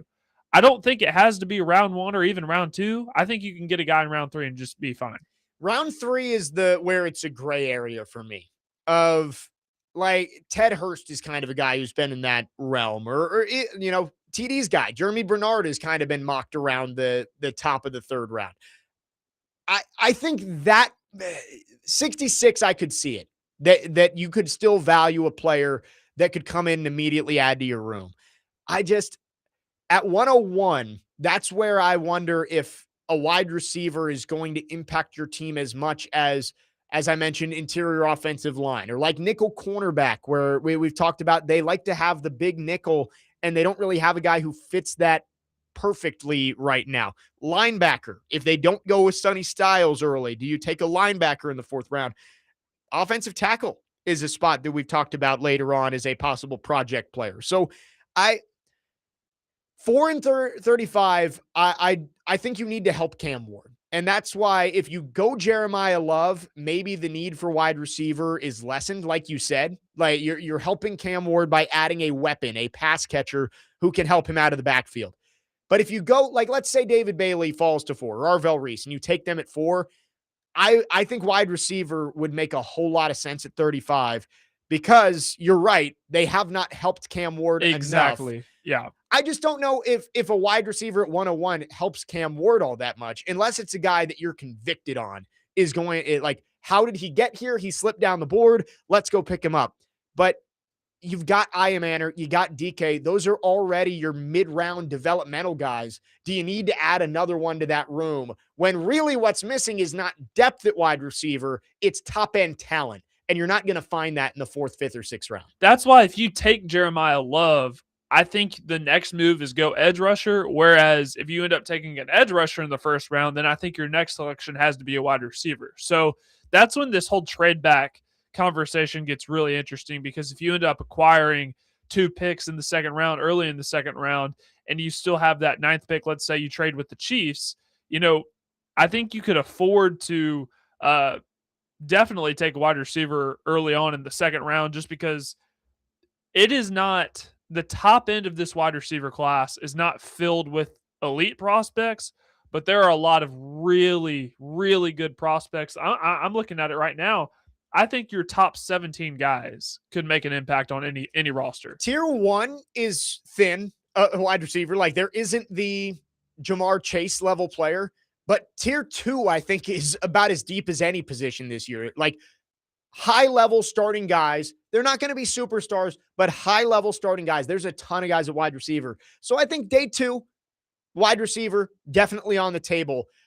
I just think that if you're looking for depth picks on day 3, I would rather use those on the offensive line, in the secondary, at linebacker, on the edge, rather than at wide receiver, where you drafted 3 4th round pass catchers last year.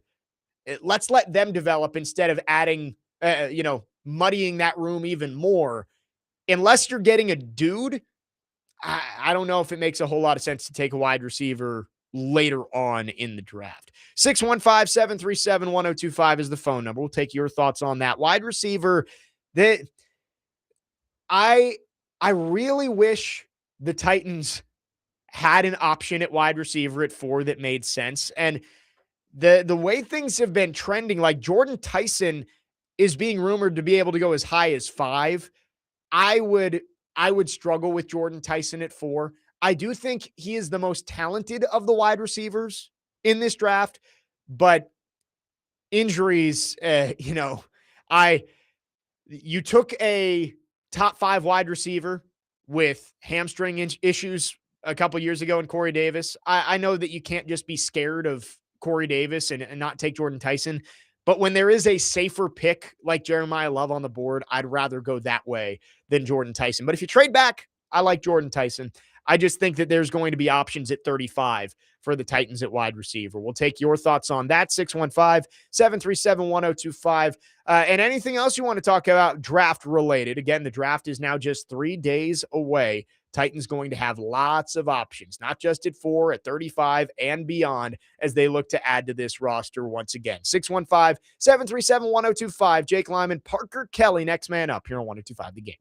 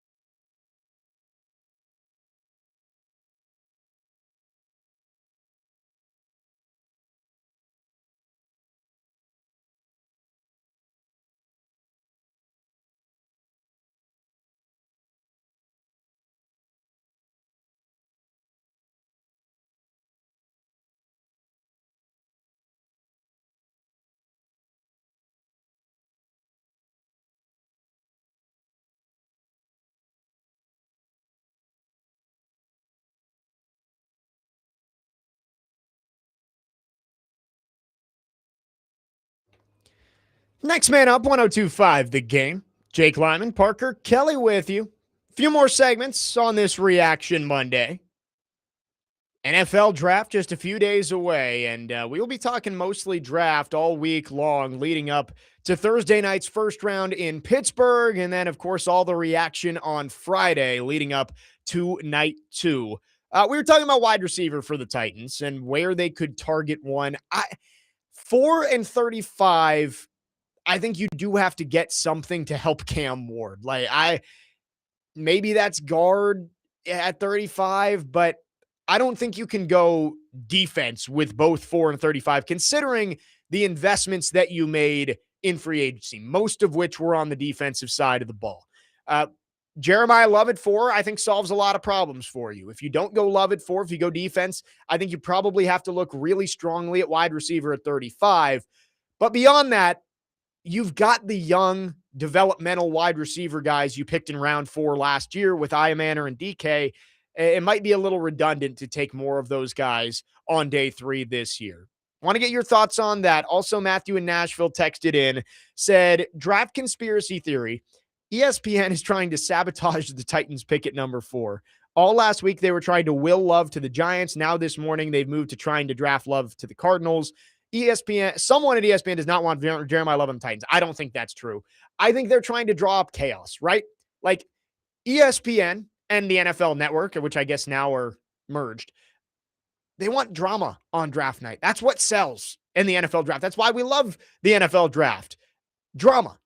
Like the movie Draft Day, which, God, we are just over 48 hours away from rewatching. Yeah. It's on Peacock, by the way. I found You're that out a Wednesday night type of guy who watch Draft Day? Yep. It gets you in the mood. You watch it, you go to bed Wednesday night, and you wake up, and it's like Christmas morning. Good old and you're Bo ready Callahan. to go. Bo Callahan, Vontae Mack.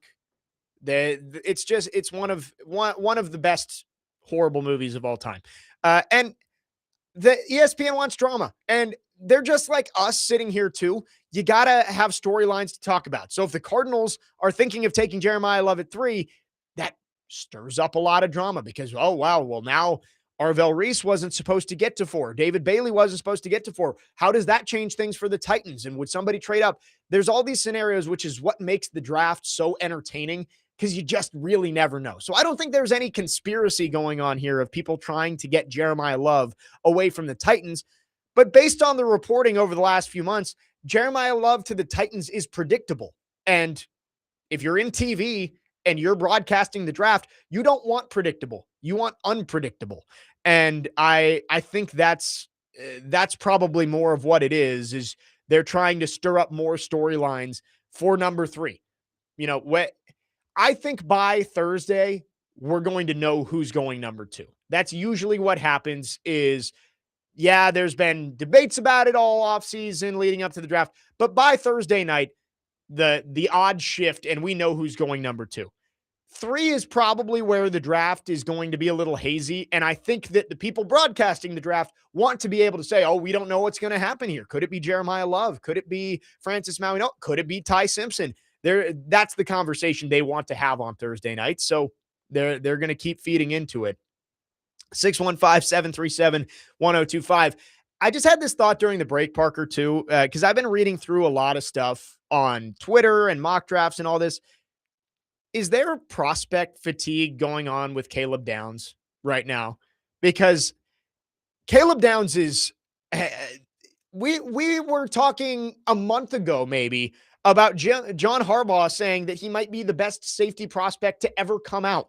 And now there's a whole lot of narratives of like, oh, well, he doesn't really have a great like a set position, and maybe Caleb Downs is sliding. I think there's a little bit of prospect fatigue with Caleb Downs because pretty much since his freshman year at Alabama, we've been talking about him as a future top 10 pick in the NFL. I think as a media and fans, there may be prospect fatigue with Caleb Downs.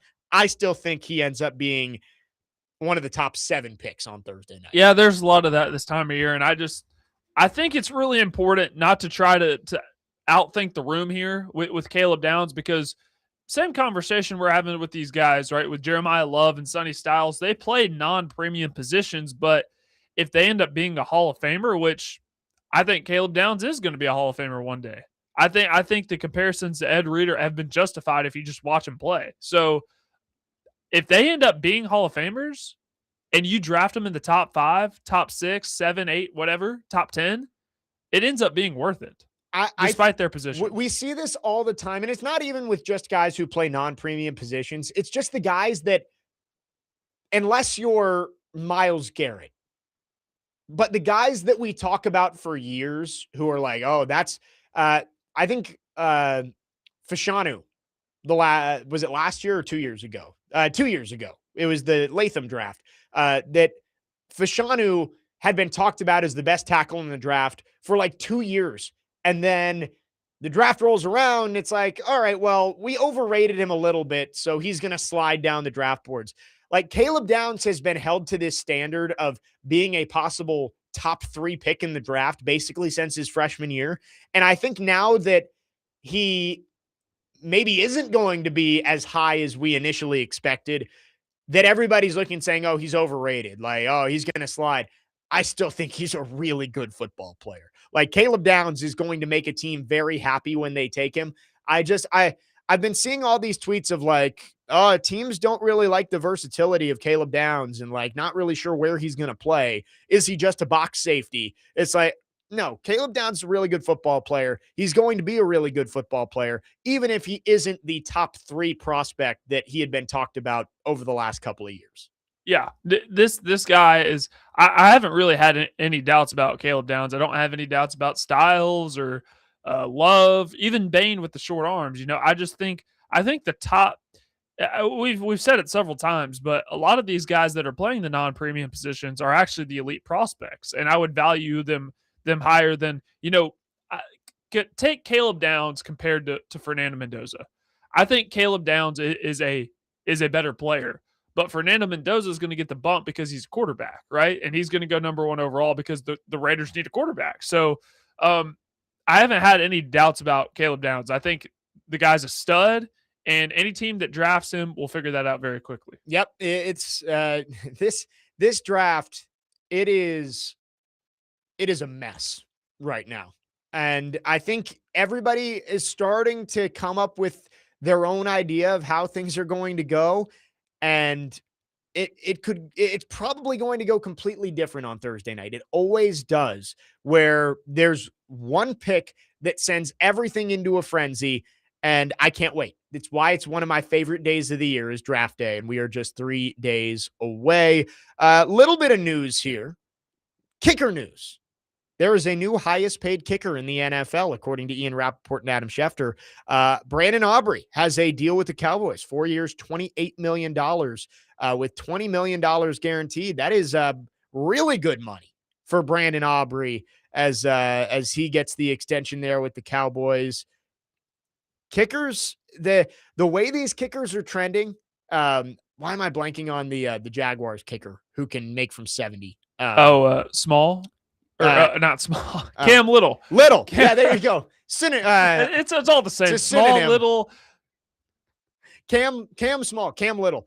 Yeah, like I think you're going to see teams value kickers more as things go along. I like Joey Sly, and I'm glad the Titans brought him back. But you're going to see teams maybe start to pick kickers earlier and earlier in the draft when you have guys like Aubrey and guys like Little, who, with the way the touchback rules are now, you start at the 35, you get to midfield, you're in field goal range. Like, you got a chance at 3 points. You get 1 first down, and you've got a chance at 3 points. Brandon Aubrey is one of those guys who is in that conversation. And it's pretty cool to say that he came from the UFL, right? He's one of You're thinking, well, I know Jake Bates, the kicker for the Lions, came from the UFL. I have no idea about Cam Little. No, Brandon Aubrey. Oh, Brandon Aubrey? Brandon Aubrey. I think he has a soccer background. Yes, he played for the Birmingham Stallions. Doesn't he have a soccer background? It was too? with the USFL. So before the USFL and the XFL merged. But yes, you are right. Aubrey was drafted by Toronto FC of Major League Soccer. So there you go. soccer background, played in the USFL, and now is the highest paid kicker in the NFL. 4 years, $28 million. 615-737-1025 is the phone number. If you have any more draft thoughts, draft questions, we'll try and get to those before the end of the show. Again, it's going to be a fun week of draft coverage here at 1025 The Game. No need to change the dial. We got Chase and Big Joe DVD. We'll be talking draft all week long. It was also Pred's locker room clean out day. So we'll be keeping an eye over at Bridgestone Arena and Centennial, and seeing if there's anything newsworthy, noteworthy that comes out of that as the Predators season has come to an end, and get ready to hire their new GM. 615-737-1025. But it was also a big weekend in college basketball. Vanderbilt, Tennessee, both making big moves in the transfer portal. We'll talk a little bit about that when we come back. And just a couple more segments left on the show. We'll talk more draft as well. 615-737-1025. Jake Lyman, Parker Kelly, next man up, 1025 The Game.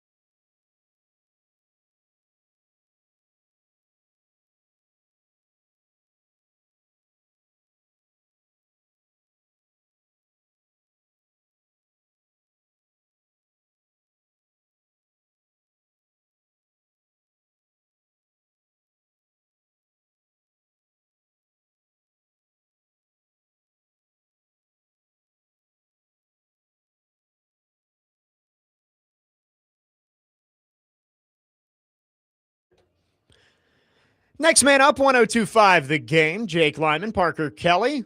Final 30 minutes on the show on this Reaction Monday. Chase and Big Joe are coming up at the top of the hour.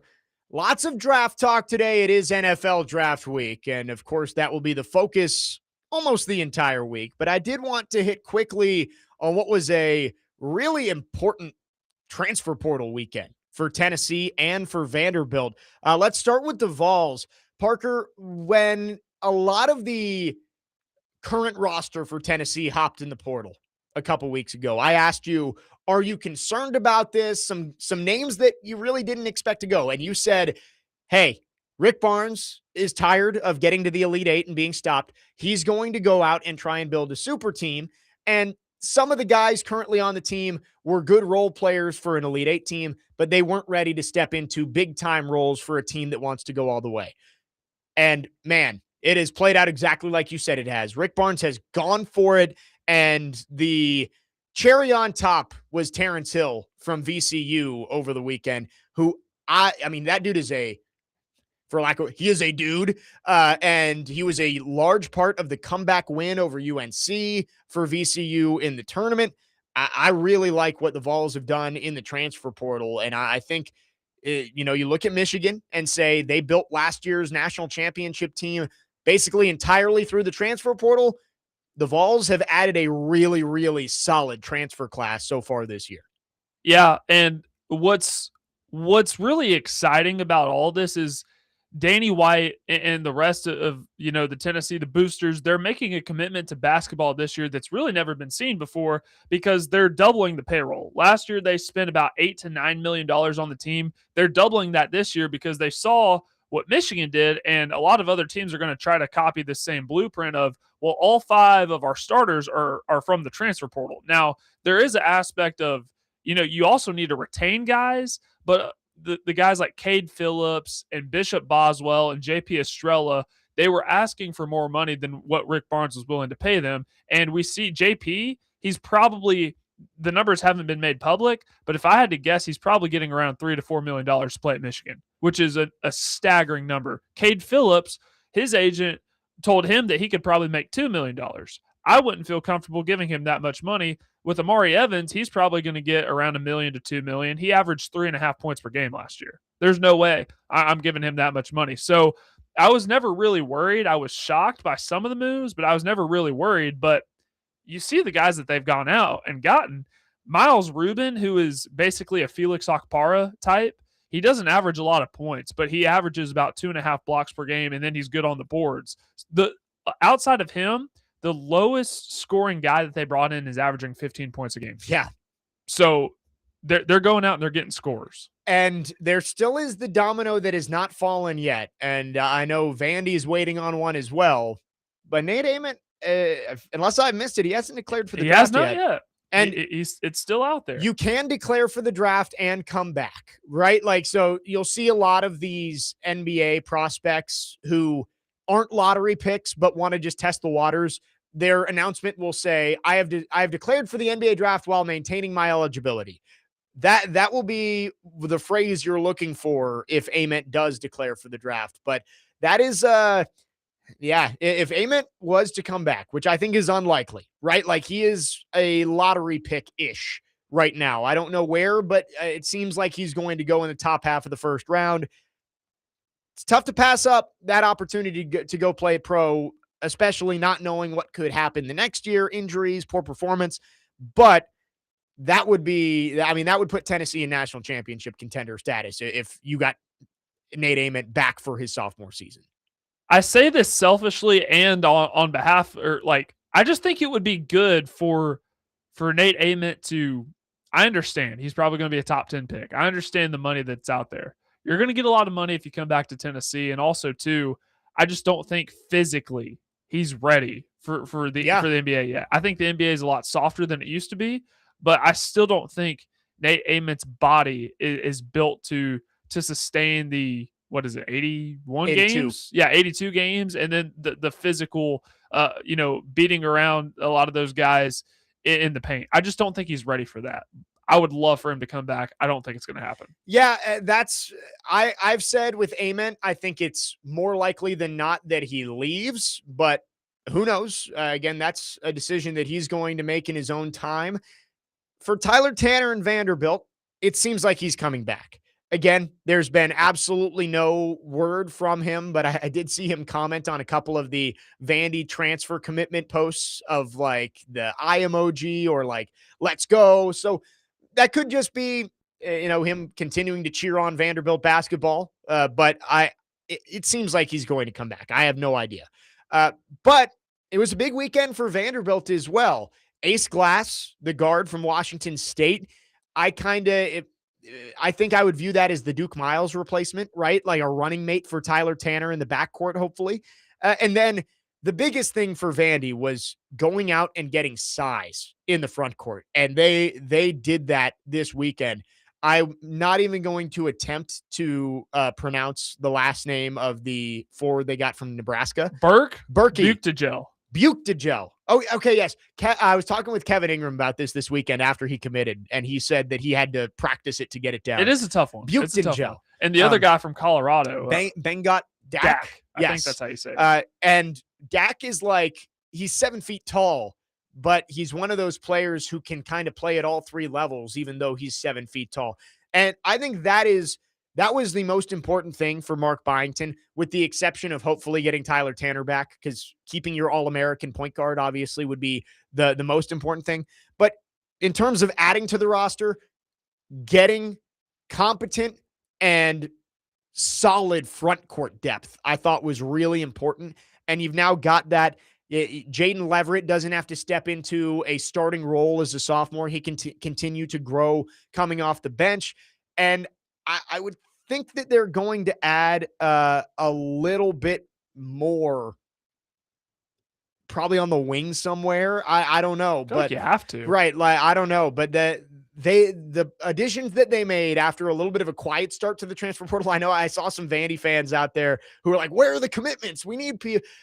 They came this weekend, got 3 of them, and all 3 should be impact players for the Doors. So it was a good weekend for both Vandy and Tennessee in the transfer portal, which should make the in-state rivalry even more fun next year as Mark Byington enters year 3 and Rick Barnes tries to finally break through and get to the Final Four. Yeah, and I think all 4 teams that were represented in the Final Four this year had at least 4 players that stayed from last year's roster to the next year's roster. Tennessee only has 2, with Dwayne Brown and Troy Henderson, who at one point Henderson, he was in the portal too. He was in the portal, but he decided to come back. And then the jury's still out on Nate Ament, although we all think he's going to the draft. I believe in Rick Barnes' coaching ability because we saw that last year. Last year was a team full of transfers. And at first, they may have not been gelling, because I watched them. I'm like, man, this just looks like a group of transfers. He ended up getting that team to the Elite Eight. So I don't think the chemistry and getting these guys in early is going to be much of an issue, but he's going out and he's getting scores. So, and then he's going to, if you're going to play at Tennessee, you're going to play good defense. So I'm very excited. I think this has the chance to be the best team Rick Barnes has ever had at Tennessee. Yeah, I mean, just based on the numbers of what you're seeing for these guys coming in, they've got talent on that roster now through the portal. And so for Tennessee, for Vanderbilt, they're both retooling, reloading, and getting ready for the next season, where we could see both teams in the state get set to make deep runs in the NCAA tournament. 615-737-1025. Did just want to address that this weekend. Big commitments for both of those programs as the transfer portal closes tomorrow, right? Tomorrow's the last day that players can enter the portal. It's 2 weeks from the day after. Or no, tonight. Tomorrow. Is it midnight tonight is the last time you can enter? It might be midnight tomorrow. Yeah. Something like that. It's a 15-day window. Oh, 50. Okay, yeah. So 15 days, midnight tomorrow, it will close. So it still could see some late entrants, but it looks like the transfer portal starting to wind down. 615-737-1025. Ron on the text line, going back to our conversation to start the hour of finding a wide receiver in this draft. And Ron, you're kind of going where I was going with it. He says, do you really think you're going to find a number 1 wide receiver in the 3rd and 4th round? I'd rather have linemen that can start right now. And that's exactly what I was saying, is that this team doesn't need more depth at wide receiver. This team needs a number 1 wide receiver. And if you don't have somebody there at 4, which I don't think you're going to, right? Like, I don't like Tate or Tyson enough to take them at 4. And if you don't trade back, 35 might be the only opportunity to find a guy that you really believe can be a number 1 wide receiver. So I think that's the pick to keep an eye on it for a wideout, for a pass catcher for Cam Ward. And beyond that, I would rather use your resources in other places. A starting guard at 66 helps your team more now rather than a third round wide receiver that's going to be competing with DK and Ridley and Iamaner for snaps. I would rather use that pick on somebody who can fill a more desperate need this year. And start. What if it's your guy, Brazel?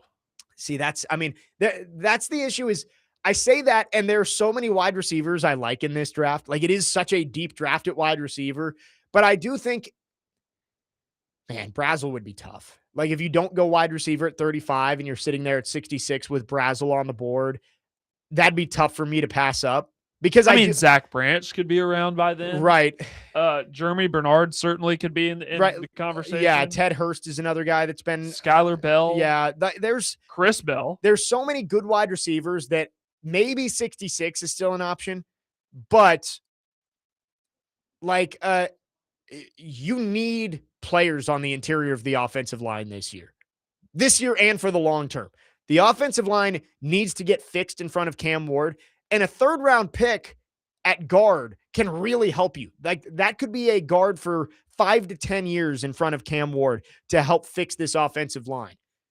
Whereas, yeah, there's a chance a wide receiver you take in the 3rd or 4th round becomes a long-term starter, but I would say the chance of that is lower than finding a starting guard at 66. So these are the decisions the Titans are going to have to make this weekend. And they've got options. They've got a lot of picks on day 3.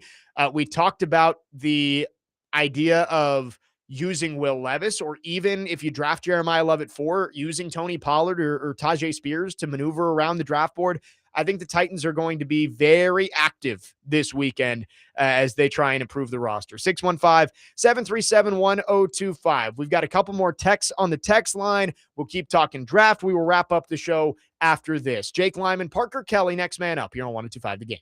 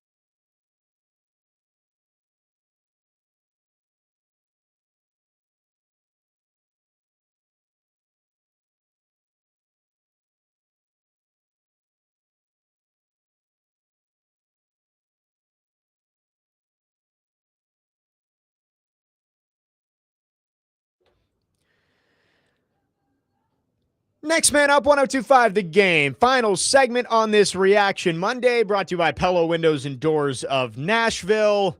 Jake Lyman, Parker Kelly, Chase and Big Joe are coming up next. Tomorrow on the show, it is a Tony Tuesday with Nick Frazier, and I'm excited because we are going to do a full simulation of the 4th overall pick tomorrow. We are going to put 8 minutes on the clock. There are going to be trade offers coming in from different GMs around the league, and I'm going to have Nick Frazier and Parker Kelly have to make a decision of what the Titans do at number 4. So we'll do that tomorrow. But wrapping up, looking at some of your texts on the draft. Ron says, why not draft a tight end in the 3rd or 4th? Do you think we're good at tight end this year with what we have? It depends, right? Like, if Eli Stowers falls to 66, that's enticing. And I think you could say this with any position of, like, if a player that you didn't expect to go anywhere near where you're picking slips all the way to you, then yeah, you have to consider it no matter what the position is. But tight end, I feel good about the Titans tight end situation. I think by letting Chig go, you are saying Gunnar Helm is going to get the lion's share of targets this year at tight end, and we're going to see if he can turn into a legitimate tight end 1 this year in year 2. And I like that plan because Gunnar Helm showed a lot last year. You bring in a blocking tight end who also can make plays in the receiving game in Daniel Bellinger. You got DMR behind them. I don't think you need to make a move at tight end, but if there's a player there that you value who you think is the best player on the board, I don't think you can't take a tight end. I just think it's not a need at this point. Unless it's like, an Eli Stowers, I would understand that because, I mean, they've had conversations about maybe moving him to wide receiver. Right. So, yeah. I mean, that's a weapon. Right. A weapon for Cam Ward, which I wouldn't hate, but I do have confidence in Gunnar Helm. Now, if Stowers isn't there and if that's not an option, then I just think there are other needs that need to be, because, I mean, we were literally talking about this last commercial break. There are so many needs on this team, and it just doesn't seem like not enough high-end picks to get those and positions. That's why a trade down could make sense. You add another top 50 pick. If you trade down from number 4, if you trade down from 35, add another top 100 pick. Maybe Will Levis or one of the running backs can help you move up from a pick and get a little bit higher. There's options for the Titans, but you're right. Like, they've got holes to fill, short-term and long-term, and there's not a ton of high-end draft capital for the Titans. 4 in the top 101 is fine. It's not like you're missing picks, but you wish you had more. Caleb says Titans need a Nico Collins type pick at 35 or 66 that turns into a number 1. Collins was picked in the late 3rd round. Need a hit like that. Yes. And you could say that, like, the Titans need a Nico Collins or Amon-Ra St. Brown or Cooper Kupp or Puka Nacua type hit. That would be great. But they're more rare than they seem to be able to find the one wide receiver who's available in late round 3 or on day 3 who's going to turn into a top 10 wide receiver in the league. They just don't happen all that often. So, yeah, that'd be great if the Titans have a guy that they believe in who's there at 101 and he turns into a number 1, great. I just think you're going to have better luck going out and getting somebody who can contribute now rather than adding another, for the lack of a better term, lottery ticket at wide receiver like you already kind of did with Chimdike and Alec Iamander last year. 3337 says, I want Love at number 4, hands down, but a part of me feels like a dummy for wanting a running back so high behind. You're not a dummy. He says behind Dan Less. I have you heard, not Dan Moore, Dan Less. I had not heard that one before. I was very slow to get in that one. That's well done. And I don't know, it's center and only one guard. That is something that we've heard before. I will continue to say, take the player you think is best. Like, don't say, oh, well, our team's not good enough to take the best player on the board, right? Like that's not smart. Take the best player on the board and try and figure it out around him. That's why I wish that they would have gotten a veteran. Like, even I understand not wanting to spend that much on Tyler Linderbaum, but there were other options out there that you could have gotten for way cheaper. Yeah. And bringing back Zeitler. Now, they still can bring back Zeitler, but I wish they would have done that. Yeah, and maybe they still will after That the puts draft. a Band-Aid on some needs for at least right now. I will say the Titans have 9 picks. I would guess 2 of them get spent on the offensive line, whether that's 2 on the interior, like you take a center and a guard, or you take a tackle and a guard. I think I'm they're telling you, 4th round or late in day 3, that's the sweet spot for center. I think they're going to take an offensive lineman with one of their first 4 picks. That's not a bold prediction. I think they're going to take one by pick 101. They're going to take an offensive lineman, and then I think they'll use one of their final 5 picks on an offensive lineman too. Maybe they double up early. Like we've seen mock drafts like that. I think it was Dane Brugler last week did a 7-round mock draft, and he had the Titans going Bailey at 4, Ian Archer at 35, and then a guard at 66. It's possible. I would say unlikely that they invest 2 of their high picks on the offensive line, but I would say 2, maybe even 3 at some point going to be on the offensive line in this draft, because the Titans, you're lacking for top-end talent beyond Skoronski and you hope Latham, and you're lacking for depth too, right? Like, who's your swing tackle right now?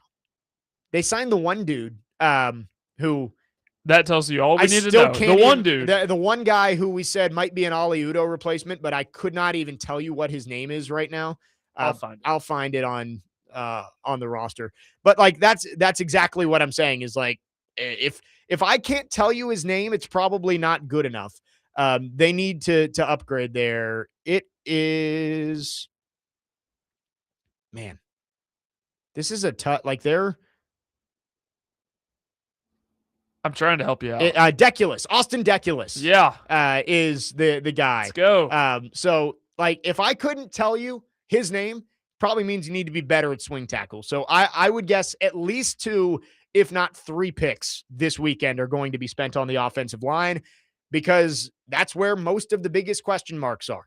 At wide receiver, you start the season with this group right now, I think you'd feel okay. At edge, if you start the season with this group right now, you'd feel okay.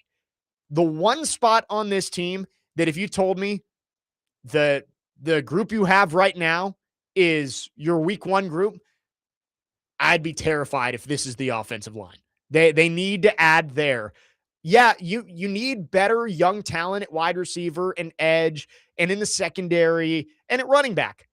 All those are spots that you need to add to, but offensive line is the one position where I'm like, man, if they go into the season with this group, Cam Ward's going to be running for his life a lot, because Skoronski is the only one I feel totally confident about on that line.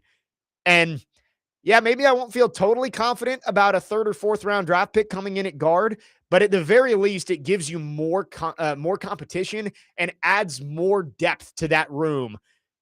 You need help there.